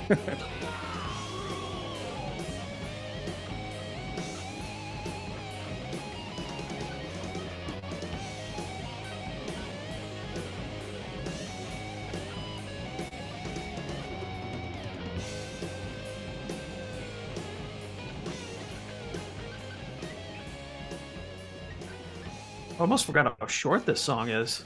Yeah, it's really short. Yeah, when you think about the intro being, or E5150 being part of it, it's more of a 5-minute song, but yeah, it's the perfect length though for the style. Yeah, absolutely. So Dio says when they saw the original cut of the film, it was really like just basically a porno, and that they had to really edit it down and cut it back. So what we saw in the final release was, obviously still more like softcore porn.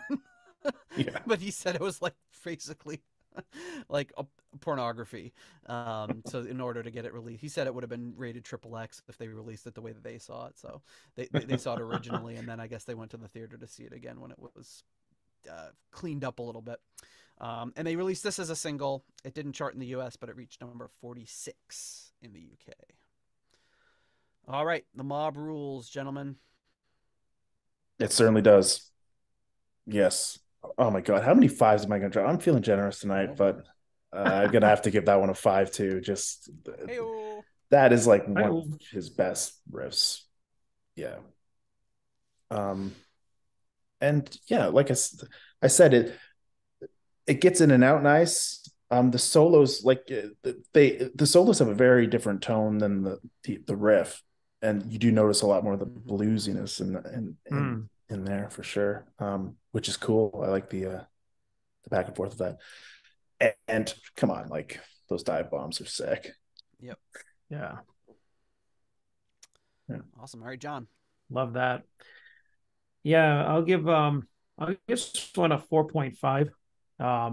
Definitely a classic. Just a oily closer for the first side of the album. It's a nice oiled up, slick, whatever you want to call it. But no, it's it's one of the things too. I mean, it's the whole album is just sounds great. The way that all the instruments just come together and just create this heaviness. But in this one, I think one of you guys mentioned this is the Dio that we're coming into that's going to be producing the Dio albums shortly in the future. I mean, his singing in this is just brutal. He's just getting into all the really like the low growling, like evil sounding, he's really, I mean, he always puts intention behind everything he sings, but I mean, This is like, you just go a few years before this, you wouldn't be singing in these tones in Rainbow. Or maybe even the first Sabbath album. I think he was a little more still coming out of Rainbow, not really quite into his 80s metal kind of evil voice quite yet. But this is probably the first song that we can really hear it, where he's like really growling and snarling and just getting into it.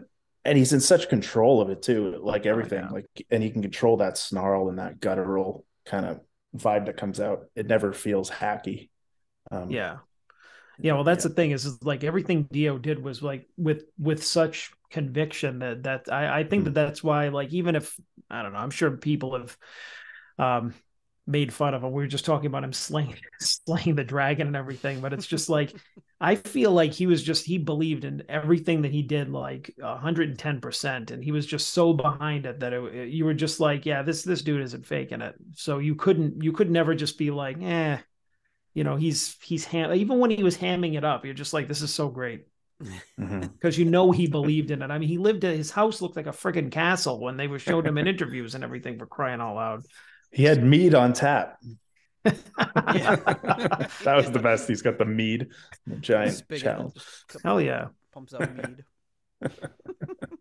Nate, what say you? I'm gonna give this one a 4. I like it a lot. It's always been so it's always just like a really, it's kind of like an upbeat Black Sabbath song, just really, really high tempo. Nothing can match the a cappella version my cousin Jeff did before I ever heard this in my mind. But it's this is a close second. That would have gotten a 5 if Jeff came on here and sung his rendition of it.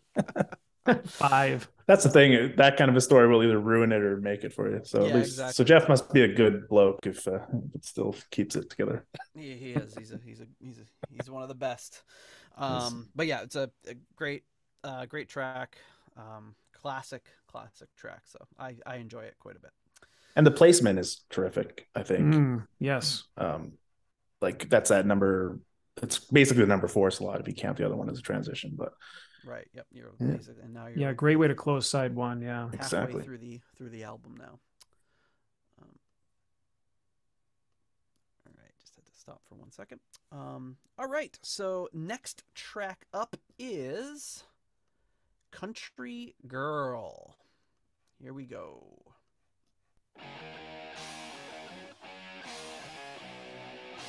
Ooh, Big China. Nice little bounce to it. Mm-hmm. Space fills again. That splash he's hitting consistently is really working. And he takes it out. That's Theo saying.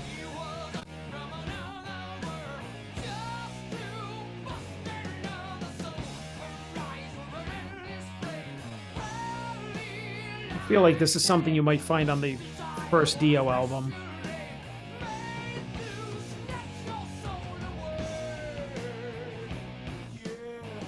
Whoa, I do love that. Comes out of the jaunty jig. He's like, Gets into some doom for a little bit. Yeah. Sprinkles in a little doom. Just a smidge. Country Girl sounds like it would be an Elf song.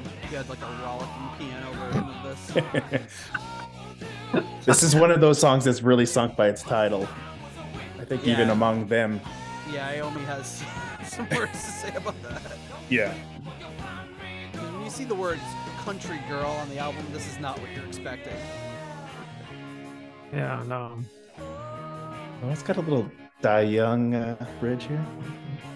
Yeah, nice.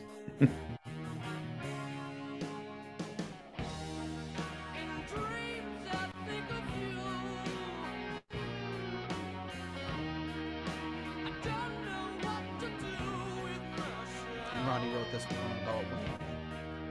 About who? About Wendy, right?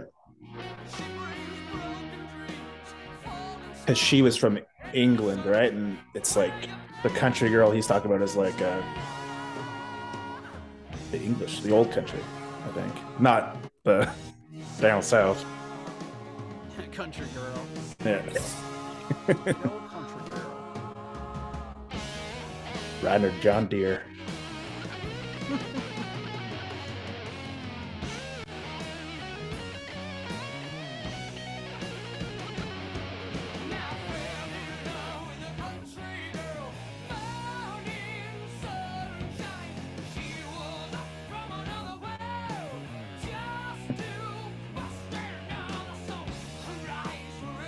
I just love how he hammers those. You can hear him like in the booth pointing up and yeah. dropping the picture. You can just see what he's doing in the booth.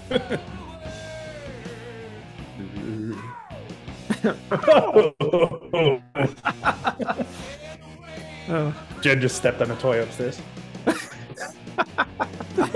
Stepped on Legos.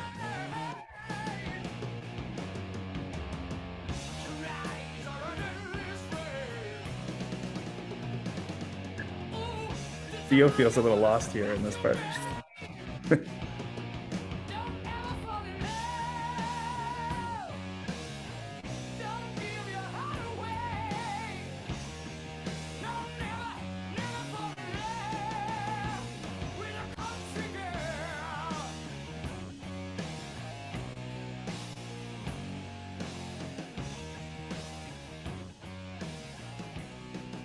he's saying never fall in love with a country girl. Like, if I was like, hey, honey, I wrote this song about you. It's like, it's a warning to other people. It's like, don't do what I did. Well, that's the thing with him and Wendy. They were divorced pretty early, weren't they? That's what I gathered. I think so. I don't know if it was this early, though. I think they were, yeah, but they were definitely divorced, and she was still managing him well. Like, they still maintained a relationship. But I don't know when that happened. I don't know. I should read my Dio book I have right here and find out. But it's mostly written by Wendy. Yeah, right. Yeah, I get that vibe from it. It seemed like they didn't want. It seemed like they were pretty private about that stuff. So, it seemed like she wants to kind of think, let people think that they were always together. Well, I guess they were always together, always working together anyway. So, anyway, Country Girl. What do you say about that one, Rye? Yeah, I love it. It's it's loose again. Kind of has that it's building off kind of that strutty feel of like Lady Evil and stuff, even on Heaven and Hell. It's kind of a counterpiece to that for me. Just killer groove, just satiated with soot. I'm trying to think of some, it just has that feel of the country, the old country, the country roads, dirt roads. Yeah, I'd give it a 4. I'm really ranking a lot of stuff high on this. I think it's funny because anytime I hear something dipping below a 4 in this album, I'm like, really?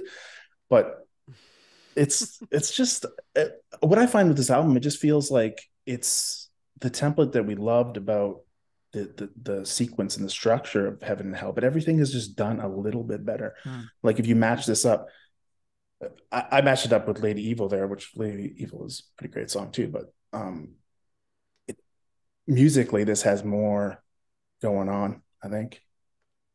And if this is into like this is opening the B-side, I suppose, right? Yeah. Yep. So yeah, it works. I like it. 4. All right, John. Well, conversely, this does not work for me. I give it a 2.5. Ooh. Wow. Yeah, I never really liked this song because for a few reasons. I think we were mentioning during the song just the title "Country Girl" was like, all right, what the hell is going on here? This sounds like an elf title. Right. And even though like you hear the same snarling sound of the riff and the bass and everything, it doesn't do anything for me. And then when Dio starts singing, it's one of those things that I just really hate that we've talked about that Gillan always does is na na na na na na na na singing along with the riff. It's just, it takes me out of it. And it's just like, it sounds a little, and then when, he's singing about a country girl, he's like, da na na na na na na. Oh, it's like, all right, you're not selling it to me. It's like, it doesn't, this seems hokey to me. It seems really out of place on the album. Everything from the title to the content of the lyrics. It never really gelled for me. Like, I mean, I know that Dio has sung about these themes before and everything. I just feel like on a Sabbath album, it's just really out of place. So, well, Sabbath hasn't strayed away from kind of love songs too. I mean, if you think about like, Tech X, you got like She's Gone on there. It's like a straight up love ballad. And they touch on the themes of it. But I get what you're saying. And I think its legacy, this song's legacy is just kind of like one of those ones that just are right off. And I think that's why I defend it. Because when I heard it, not thinking about the title, I was just like, it just grooves in this great way. I mean, it's got some good stuff in there, like you compared that kind of middle that middle part to like a bridge is cool. Yeah, to like a which song was it? It's kind of like Die Young-y. Die Young, yeah. Which, I mean, that's a cool template to base it on and everything, but it's not enough to for me, it's not enough to save the song. I just always thought of it as kind of the odd man out song on this. I never really loved it. Yeah. Or the odd girl out. Hey-o. I will give it a 3.5. I dig it. I really like the riff and everything. I get what you're saying about the lyrics. And it's almost like when you look at the lyrics, if the words "country girl" were removed from the lyrics and you put anything else in its place, because all the other, flame, holy lightning, snatch your soul, crimson tide, like all these things, like this is not like themes that you'd think were being like a love song. So like I think it could be made to be a little bit more epic, but like I get what John's saying, like to be like, yeah, like he's slaying a dragon, but it's really this kind of boy girl love song. So yeah, I mean, I dig it. I think I think the riff is great. It's, as my kids would say, it's dusty and musty, or musty. They say musty and dusty. They say that a lot about things, usually about me. And I don't think that's in a positive way. No. Well, I've been insulted by your kids too. So, or one of them, anyways. It's just like, what was it when we're gonna have that basketball rematch? And he's like, "You're just getting older, buddy." And I'm like, "Ooh, I mean, it's true, but it hurts." He said, "I'm getting better, and you're getting older." I'm like, both are true. Yes, implying that rematch goes. Implying I'm falling apart, which is. But yeah, I mean, I think that just like if you look at the title and you hear the song and everything, and then you just listen to the whole first side and you look at the album cover, that's what for me just didn't make it match up in my brain. Yeah, it almost looks like you're creating it's not a concept album, but it looks like you're kind of creating a concept album. You've got this concept and this theme, and this just doesn't fit in with it, which I can understand. But anyway, next track up is called Slipping Away. There we go.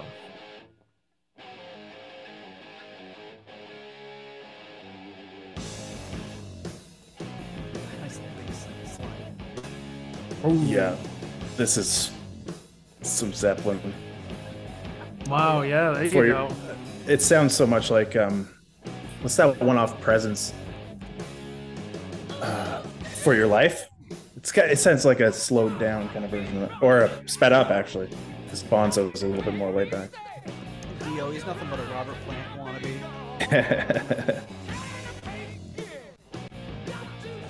Yeah, I do like the groove. Yeah.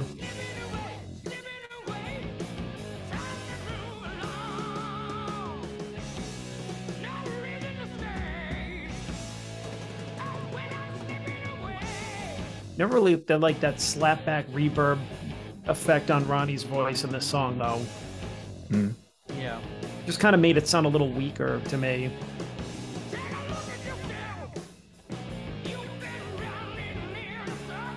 He's not somebody that needs crazy effects. No. I mean, he's still better than any vocalist out there, even on my least favorite song of his, but.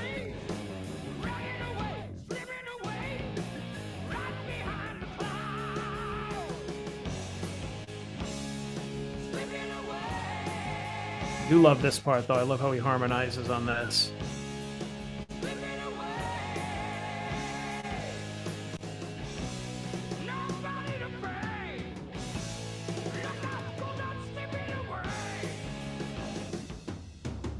And this is what I love about this song. It's unapologetically kind of jammy from this point forward.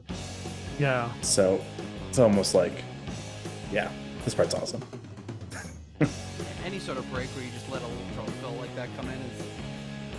Oh, and the trade-off with the guitar and bass here coming up is just next level.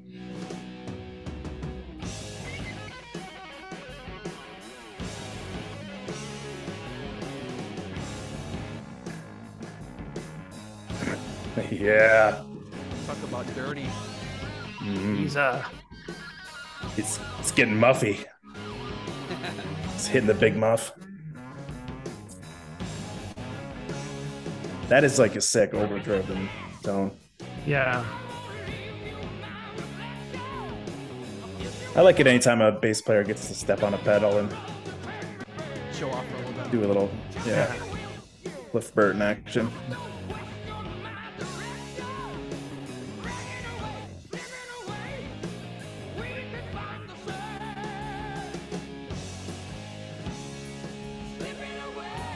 So the first half of the chorus is fine. I mean, they're both fine, but listen to the second half and think about Stormbringer.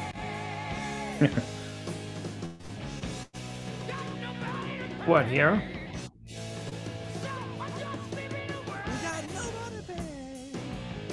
It sounds just like, you got nothing you need. It's like almost exactly the same.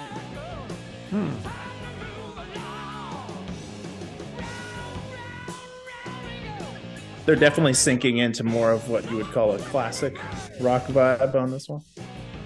Yeah. Blues, well, not blues, but like, you know, as opposed to the more metal leaning of some of the raunchier ones. No, nice hard out though. One. Yeah. I need one of those. So, very we cool. made it seven tracks in before we got to the first one. No fade out. All right, Slipping Away. What do you think, Ryan?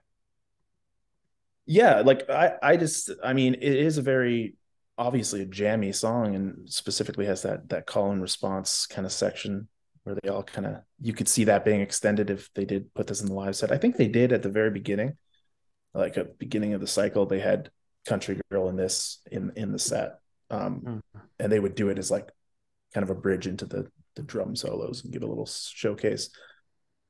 So yeah, I like it, but it would be I'd give it like I'll give it a 3.5, keeping it in the zone there, because it serves a purpose, and it's unapologetically a jam kind of song. He doesn't bring much lyrics wise, but it's a good little showcase for them working as a unit. All right, John. I'll give this one a 3. Feel like it's I don't know, kind of another filler track. I mean, I've always loved the first side of this album more than the second. And these first two songs really do too much for me. I mean, I always loved the breakdown in the middle. I always thought that was cool with the drums and then the guitar bass duel, which is something you don't hear very often from these guys. But I just think that a lot of what takes me out of it is just I don't know, the way that the effects on Ronnie's voice, the way it was produced, it just, I don't feel like it did him a lot of favors. It sounded kind of weak in the mix. Not him, but just didn't punch through like, you know, it usually does. You know, despite the fatty, oily riff that we're getting from this. Did I reuse any of these? Lots of gristle. It's a gristly riff. Yeah, I mean, yeah, it is good, but as soon as you were just like, yeah, Zeppelin-y, I was just like, oh man, now I can't stop thinking about it being derivative. You just lost the full point on that song for him. Well, it's more like Bonzo-y. The drums and the drum room tone is just, you know, that's a signature kind of vibe. And there's a lot of stops there. Yeah, which, I mean, whether intentional or not, it's like, I don't think any of these guys really needed to kind of borrow from anybody else. They're legends in their own right. Whether they did it on purpose or not, and of course they could be inspired by whoever they want. But it's like, aside from that, just my thoughts on this song were always kind of the same. Was just like lacking a little bit somewhere. So yeah, I'll give it a 3.5. I like it. I think it's a really good riff. You love that bass tone. That bass tone is great. I love all the bass, even aside from the solos he's throwing in there. But the runs and the fills he's doing are great. Dio says they wrote this one in England at Gold Rock Road, where they ended up mixing the album. And he says they wrote it very quickly. A geezer liked the song, and Tony suggested making it a little funkier. And I think just the energy on that track is, on all the tracks on this, really, nobody's phoning it in. And whether you like the track or not, you can't deny the energy on this album so far. With very little to go. But speaking of which, the penultimate song on the album, Falling Off the Edge of the World. Yes.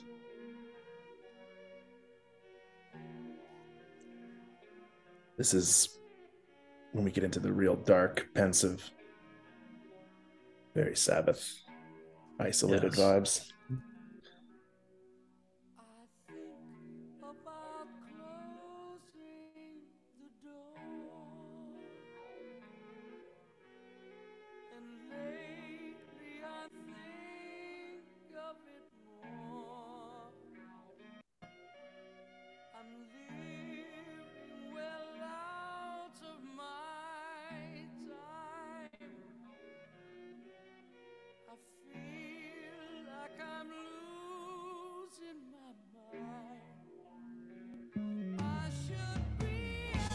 almost sounds like a fretless.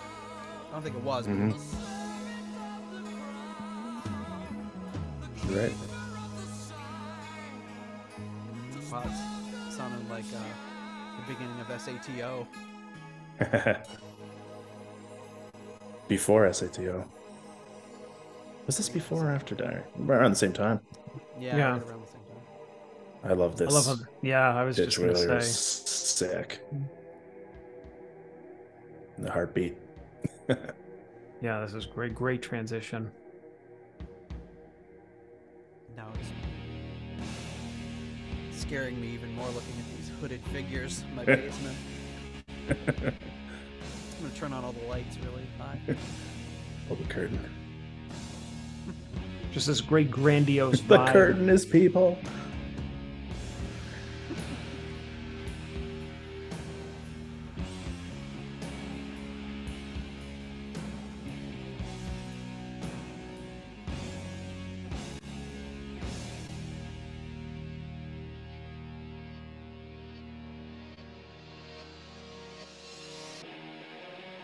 That's like some reverse symbols there. Yeah. It's this classic Sabbath time change. Yeah.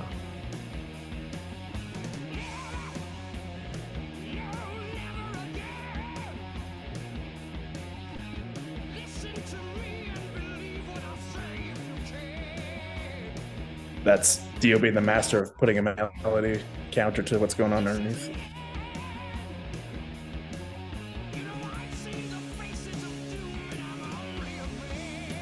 Yeah. Cool little octaves there.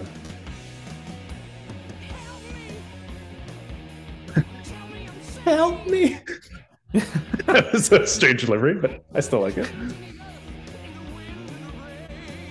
That's what I'd be saying if I saw these guys coming at me. Help me! Save me! Yeah, it's almost like despair in his vocals. Mm-hmm.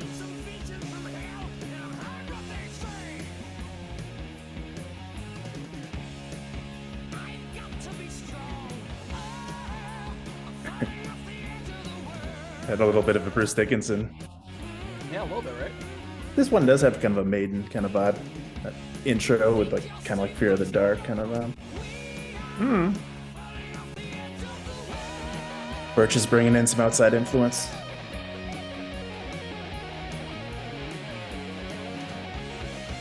That solo is up in the mix. Yes. It's like Born Again levels. Dagger. Love Crank it. it.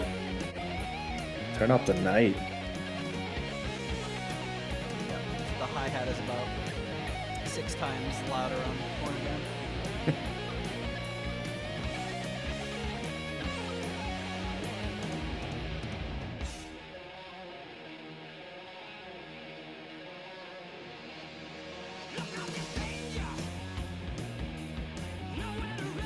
The song's got a great momentum, though. Mm-hmm. It's so Maiden. See, now Even I that- can't unhear it. I can't unhear it either, yeah. Yeah, the only thing is Steve Harris would be like going, Yeah, he'd be galloping more. And there'd be 3 guitarists or whatever. layer 2 harmonies over this, though. Yeah, it's got that feel to it, though, for sure. Yeah, just that constant, almost lead work as the riff. It's lead work.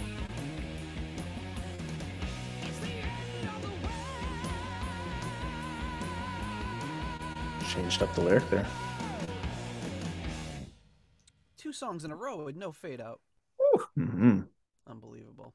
And Dio said that the title was inspired by a song written by George Young and Harry Vanda that had the same exact title. He said he always liked the title, so I don't think the song was inspired by it, but he liked the title. So he's basing a lot of things off of titles of other songs on this album.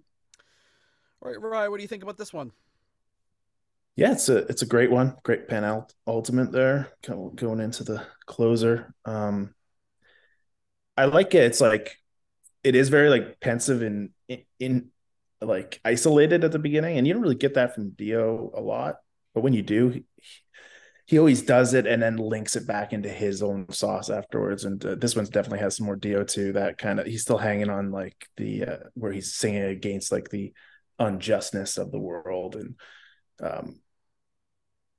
yeah, like it almost sounds at the beginning, it almost sounds like it could be like a suicidal kind of dark doomy thing, but he definitely brings it to a Dio level after that. Gets into that we rock kind of rally cry. Yeah, I give it a 4. Definitely in the right spot too. Oh yeah, it's a great I love second to last track. Yeah, and like we kind of established with the last two, even though I like Country Girl a lot more than you guys, but they are more filler, and this kind of picks back up. Yeah, I feel like it's picking up with the theme of the album a little more. Again, not that it's a concept album, but it just feels like it fits in a little more with those first tracks. Yeah. All right, John, what do you think? Yeah, I would agree with all that. I'll give it a 3.5. I think it's not. It's more in line with the side one tracks. Maybe not as strong or as my favorites are the side one, but yeah, I definitely love the riff of this song. I love like a fast driving Iommi riff, and I love the way it starts out. I love the false beginning. It lulls you into the false sense of calm, and then it just kind of goes to this evil place, and then boom, it goes right into this driving riff that just keeps up the pace during the whole song. And I like the fact that the solo is like way up in the mix. It's got some good it sounded really great. Good effects. I mean, Iommi's ripping some great solos on this album. Good FX. I will give it a 4 as well. I dig it. I like it. I like that it feels like it's unresolved. Like he's going through all this turmoil, but it just ends on a it just goes right back to that, and it doesn't ever. It seemed like it's like the lyrical and kind of arrangement equivalent of not resolving on the bass note. It's, even though that's not, musically it doesn't do that, but it feels like it when it ends, like it shouldn't be over yet, like it didn't resolve, but being done on purpose, and it kind of just creates this tension going into the last song on the album. Good stuff. And speaking of the last song on the album, that would be, of course, the song Over and Over.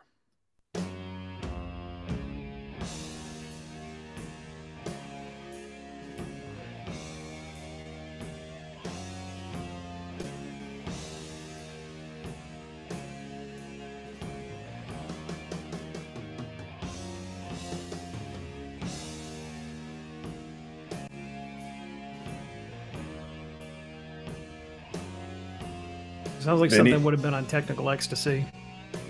Oh yeah, it's got that windy kind of. But Vinny is just dropping depth charges there, just so heavy. Yeah.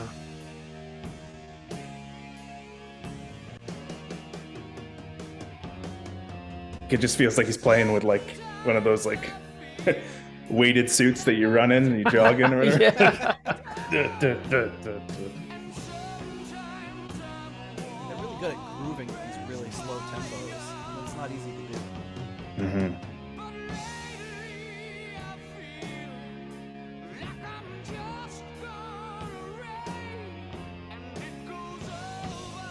It almost feels like the song is combining like Ronnie and Rainbow and Sabbath in the late 70s in one song. Like it has that vibe to it, because the way that Ronnie is singing is very kind of throwback to a few years earlier. And then the riff has this really kind of slow late 70s Sabbath thing going on. Yeah, like a megalomaniac kind of. Yeah.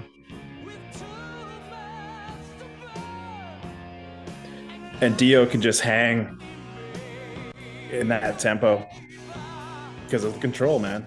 The control he has is insane.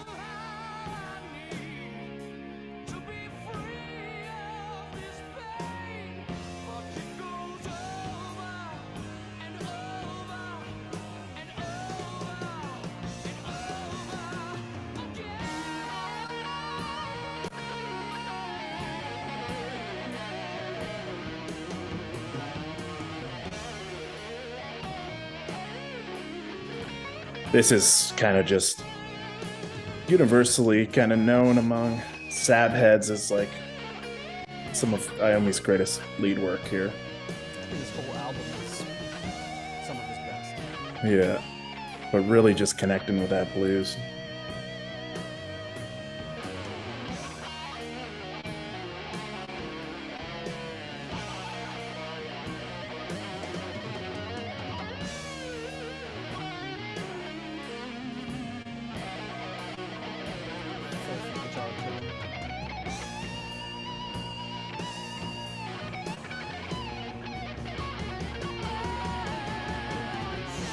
That was some good shit. Yeah, I picked up a couple of things in there that were really, really good. Yeah.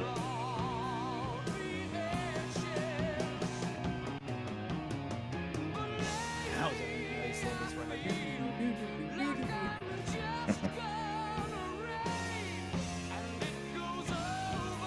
It's like this is one of those albums that I don't know if I've ever listened to it with headphones. Like, I think it's always been like stereo or whatever. So like I'm picking up so much more in the bass than I ever have before. It's an incredible mix. Like sonically, it's so pleasing.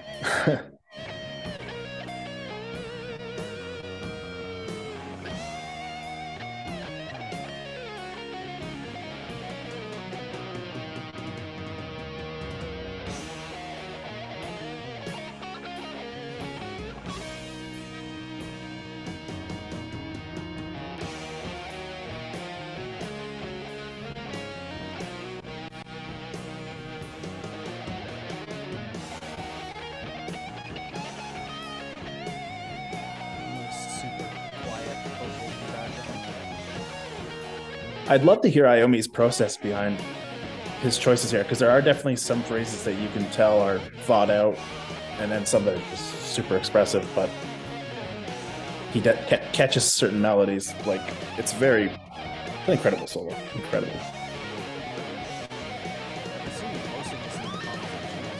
Oof. He's going off the hook here. Yeah, I love it. Yeah, do you hear that high note? It's like he went almost like to the top of the neck. It was like, whoop.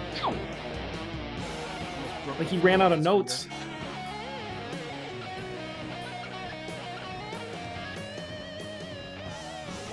Long fade out on this one.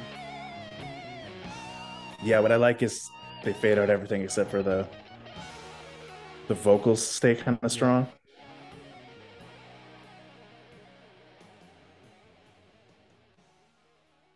Yeah, great finish to the album. Yeah. Yeah, man. Strong closing track. It's still going for like another 10 seconds. According to my... So it fades back in.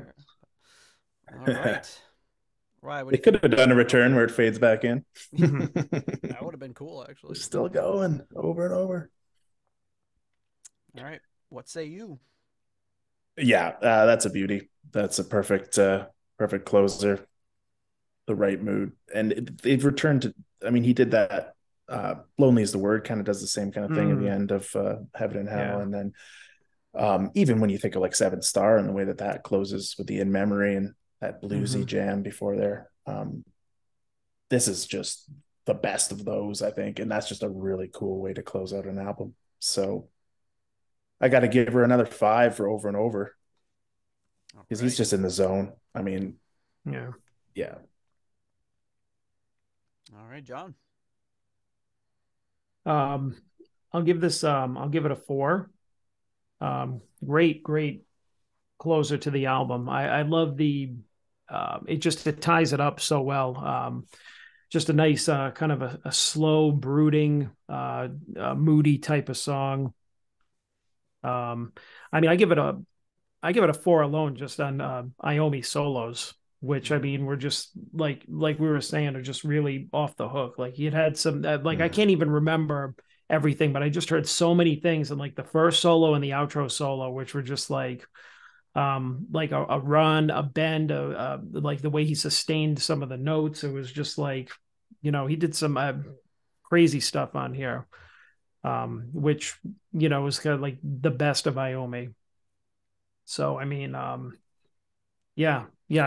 really love when Sabbath ends on like a a closer like this. I think there are some albums where you really want it to just be like a locomotive and finish like really strong. And there are other albums where you can finish strong on like a really moody piece like this. And I think that, just the way that Heaven and Hell ended, this one ended with a similar mood, and it really works.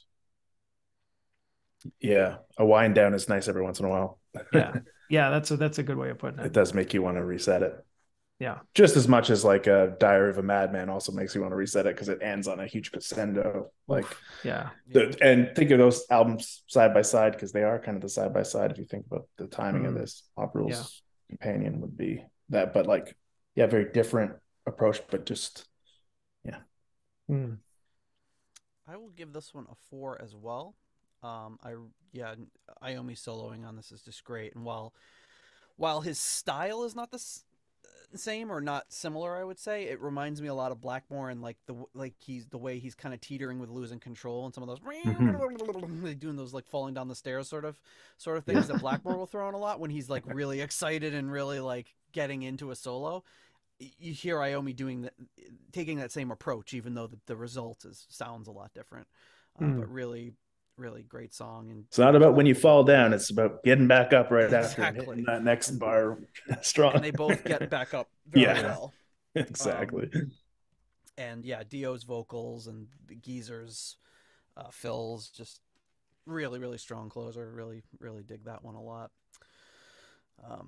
But there you have it. That's Mob Rules, folks. And while John busts out the spreadsheet and tallies up the results, I will talk to you about our last level of patrons, which is, of course, if I can find them on here, our foundation level patrons. Coming in at the £3 aromatic feed tier, we have Simon Ford. At the $3.33 halfway to evil tier, we have Spike the Rock Cat, Spike's mom. At the $3 Nobody's Perfect tier, we have Peter Gardeau, Ian DeRosier, Mark Roback, Duncan Leask, Stuart McCord, Flight of the Rat Bat Blue Light, Ivan Fjeldbu,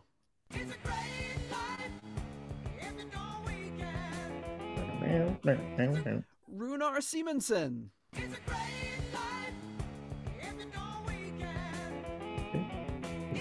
JJ Stenard, Ruinous Inadequacies, John Maselli,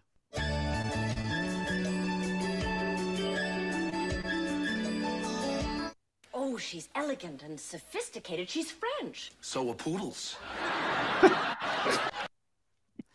and Michael Boyette.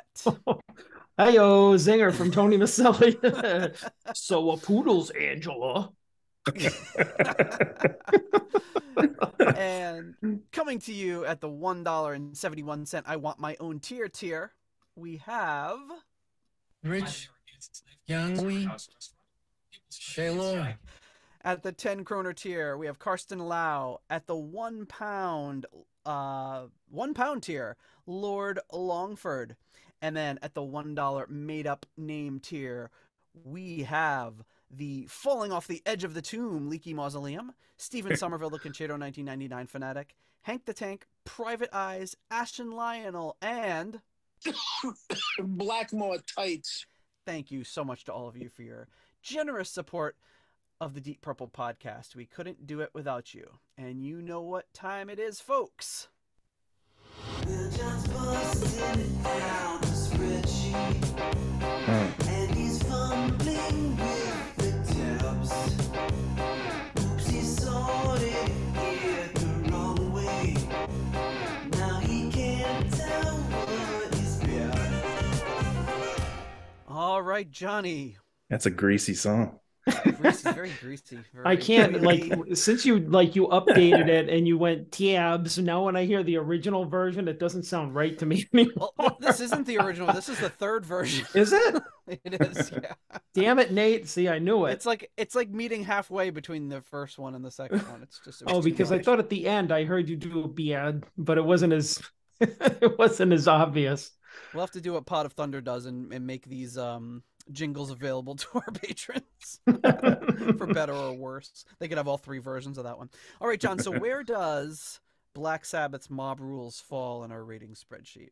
All right, so we get it falls kind of the upper halfway tier here, 7.78. Now here's where it's very interesting. Okay, so wow, it's right below Heaven and Hell in the rankings. Ooh. They are right next to each other, and we rate. Now the two of us rated it slightly lower. Now if you look at just Rise ratings, you rated it a little bit. Actually, you rated it quite a bit higher than Heaven and Hell. That makes sense. Yeah, and the combined ratings were higher as well. So it looks like overall we like this album more. Although I liked Heaven and Hell more. Looks like you guys like this more. But as I said, I thought it was not as strong of a side two overall. But I just think that it's very it's almost mystical and creepy that these two albums wound up next to each other. I'm not even kidding. Cool. It's kind of crazy. You need to get another Sabbath guy, maybe. are all mine in a row? Yeah, but it's funny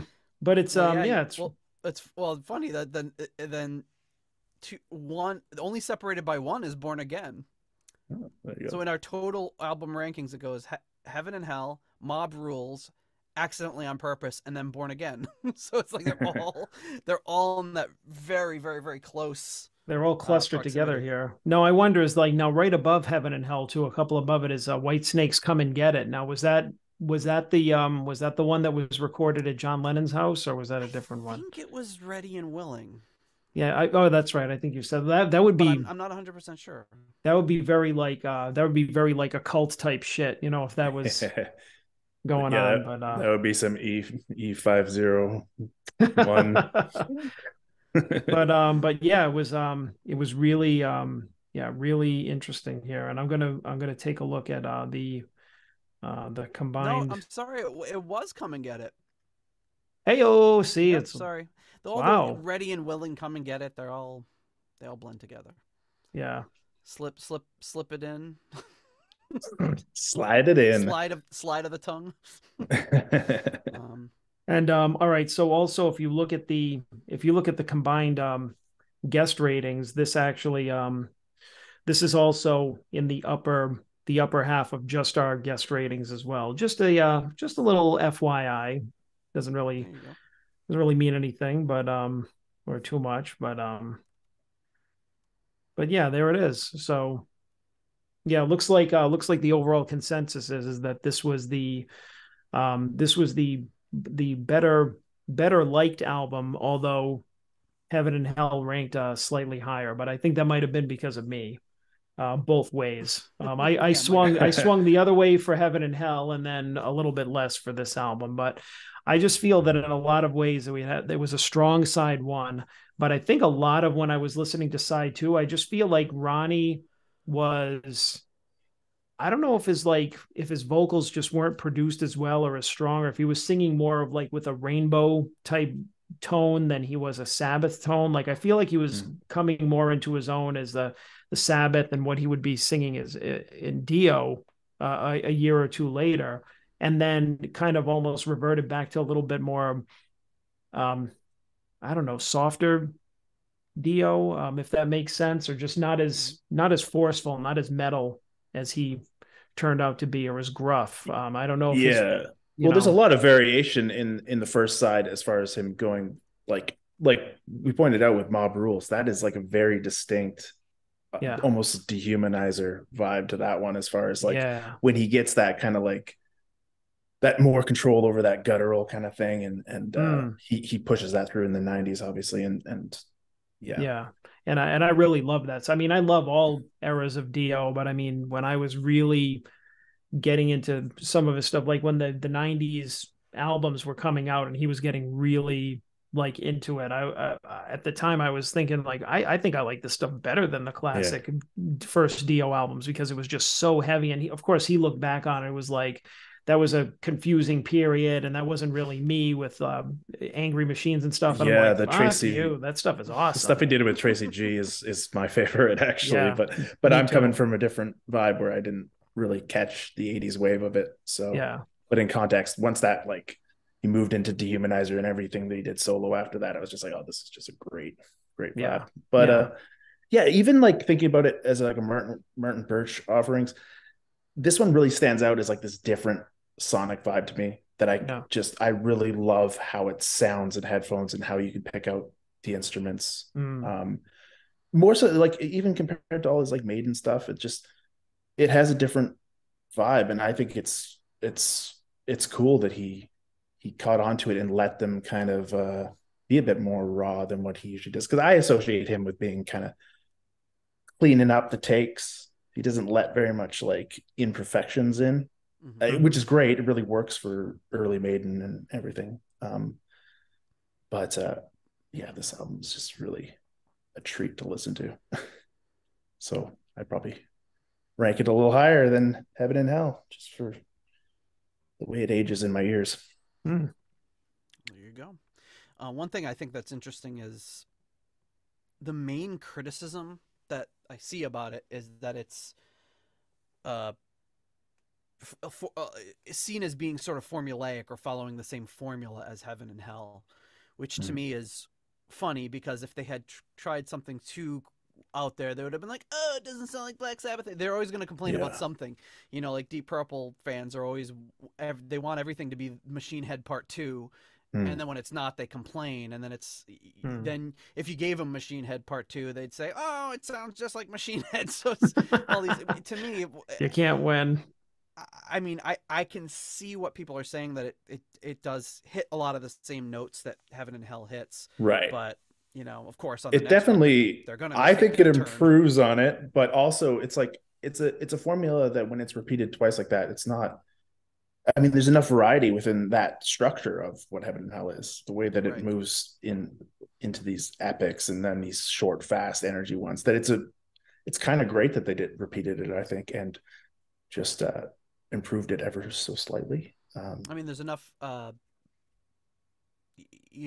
formula in verse, chorus, bridge, chorus. I mean, how many times has that been done? And we still listen to songs. So I don't understand why you'd be getting salty about about a band releasing something that's sounds similar to their other stuff, because you'd complain if it didn't. But anyway, this album made it to number 12 in the UK charts and number 29 in the Billboard Top 200. Some quick ratings. All Music gives it 4 out of 5. Classic Rock gives it 4 out of 5. Martin Popoff gives this 10 out of 10 in the Collector's Guide to Heavy Metal, Volume 2, the 80s.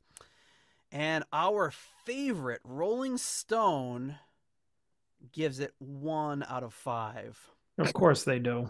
Of course they do. Fucking Want to hear the review? It's very short. Yeah. Okay. After 1980's harder and faster Heaven and Hell, there was reason to believe that singer Ronnie James Dio might pull Black Sabbath off the heavy metal scrap heap. Didn't happen. Mob Rules finds the band as dull-witted and flatulent as ever. Flatulent. I didn't use that one. Flatulent. that bass riff in Slipping Away is very flatulent. Yeah, that's just John not using very his gassy. switch again. It's just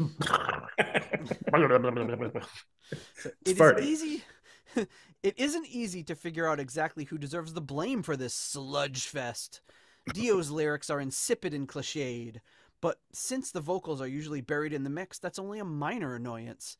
His bass rumbling like an overloaded truck, Geezer Butler is busy, but not quite as busy as guitarist Tony Iommi, who uses the album as an opportunity to demonstrate how swiftly he can play. In case you're wondering, he's quicker than Mark Farner, not as quick as Johnny Ramone. As for the new kid on the block, drummer Vinny Appice, his thumping is so leaden and uninspired, you have to listen twice to notice him. The reason that Mob Rules is terrible is teamwork. Not just thinking up lame riffs and dumb lyrics, but also performing them as poorly as possible. Wow. Yeah. Wow. Good work, stud. Yeah. So Rolling Stone never ceases to disappoint in just being a bunch of assholes. Yeah. So who is that, and where are they now? Who wrote it? Well, they're at Pitchfork now. Yeah, they're giving it a 9.6 to the All right. latest Radiohead album. So on the scale of Mark Farner to Johnny Ramone, how the hell do you come up with those two guys in particular and throw Wyoming in there? What fucking garbage scale is that? What? Yeah. Like, yeah, I don't even understand what that means. It's like, man, I know the name of two people, and I'm gonna throw them in there and compare Wyoming to them for no reason whatsoever. And Appice's drumming was great on this. Get the hell out of here. Yeah. Yeah, I don't really get that. This was written by J.D. Considine. Mm-hmm. So let me see J.D. Oh. What level patron is he? Yeah, it sounds like a patron name. J.D. Considine. Yeah, if there's any new patrons out there that at the farty level, at the flatulent level, at the flatulent level. Yeah. Yeah, that was a scathing review. I mean, that album was like, maybe I didn't like, this wasn't my favorite Sabbath album, but it definitely did not deserve that kind of hate. And it sounded like they were big on Heaven and Hell too. It's weird. Yeah. Anyway, like how many K's did it get in Kerrang? That's all that matters to us metal guys. Yeah, I don't have that one handy, unfortunately. But yeah, just a classic. Just a classic. Rolling Stone just loves to just shit on things like this. So it's like, I don't know why. I don't even know why they try to tackle albums like this. They should just admit it's not in their. It's like if I tried to, review, I don't know, a freaking opera, I wouldn't know what I was talking about. I'd be like, man, I don't like it. You'd be like, I like Dio. He's opera. This was really, what's with the singing in a different language thing? Let's just start breaking out the mehs now because we're pissed. And it's like, and then they turn around and they're just like, oh, but the new Pretenders album is awesome. Exactly. Fuck you.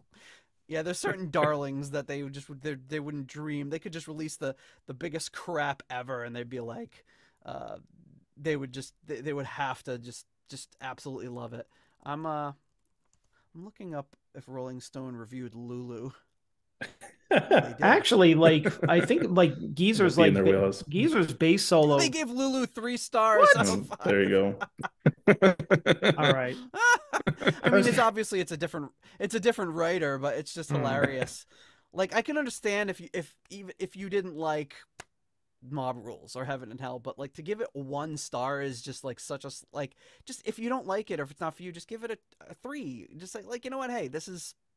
I get what they're doing, but it's not my thing. But also, wouldn't you want somebody who likes that kind of music to review it? That's the thing. They don't assign the right people to these things, and they try to. No. Yeah. Although, I will give them like that. Geezer's bass solo in "Slipping Away" does have a flatulent quality to it. So, in the best possible way. In the best possible way ever. Yeah. But it's. I don't know, just kind of, it seems like they're just kind of, again, everything's subjective, and if you don't like it, and even if you hate it, that's fine, but it just seems kind of irresponsible to me it'd be like just having somebody that hates rap reviewing rap albums. 1 star, I don't like rap. Well, what the hell are you doing reviewing it then? We don't want to know what you have to say. Yeah, and it wasn't even that witty and entertaining where it would be a good read for somebody who also doesn't like metal. Yeah, a lot of those British magazines, like from this time frame, like Sounds and Melody Maker and stuff, when they're trashing something, it's actually very amusing to read, even if they're kind of being jerks about it. Yeah, it can usually be pretty funny at least. And it always creates subgenres. I mean, that's the whole thing. What metal was, metal was reviewers making fun of it, saying it sounds like a bunch of metal being clanged around. Like, took somebody to embrace it. Same with punk. And they mentioned sludge in there. Maybe that's where sludge metal was born from that review. They were like, yeah, maybe it is a sludge fest. That would be sludge fest. But anyway, Rye, thank you so much for joining us. Oh, thank you for having me. It's always a pleasure, boys. Yeah, we got to wait till Dehumanizer now, right? Yeah, you still got me for another one. At least one more. At least one more. Well, we can always think of excuses after that if we have to. But, I appreciate it. But yeah, appreciate you guys still thinking about me. We appreciate it too. We always enjoy having you on. Always great to catch up. Yeah, and, we love it when you come out of hiding and do a review with us and hang. That's right. Yeah, out of your cushy retirement, you actually do 2 podcasts in a month. That's right. All right. Well, thank you so much, man. We'll see you all next week for another exciting episode. Peace. Thank you for listening to the Deep Purple Podcast. If you like what you hear and would like more episodes in the future, please donate on Patreon to support the show. You can also leave us a review in Apple Podcasts to help new people discover the show. You can follow us on YouTube, Instagram, Twitter, and Facebook for show updates. See deeppurplepodcast.com for more details. Thank you for listening.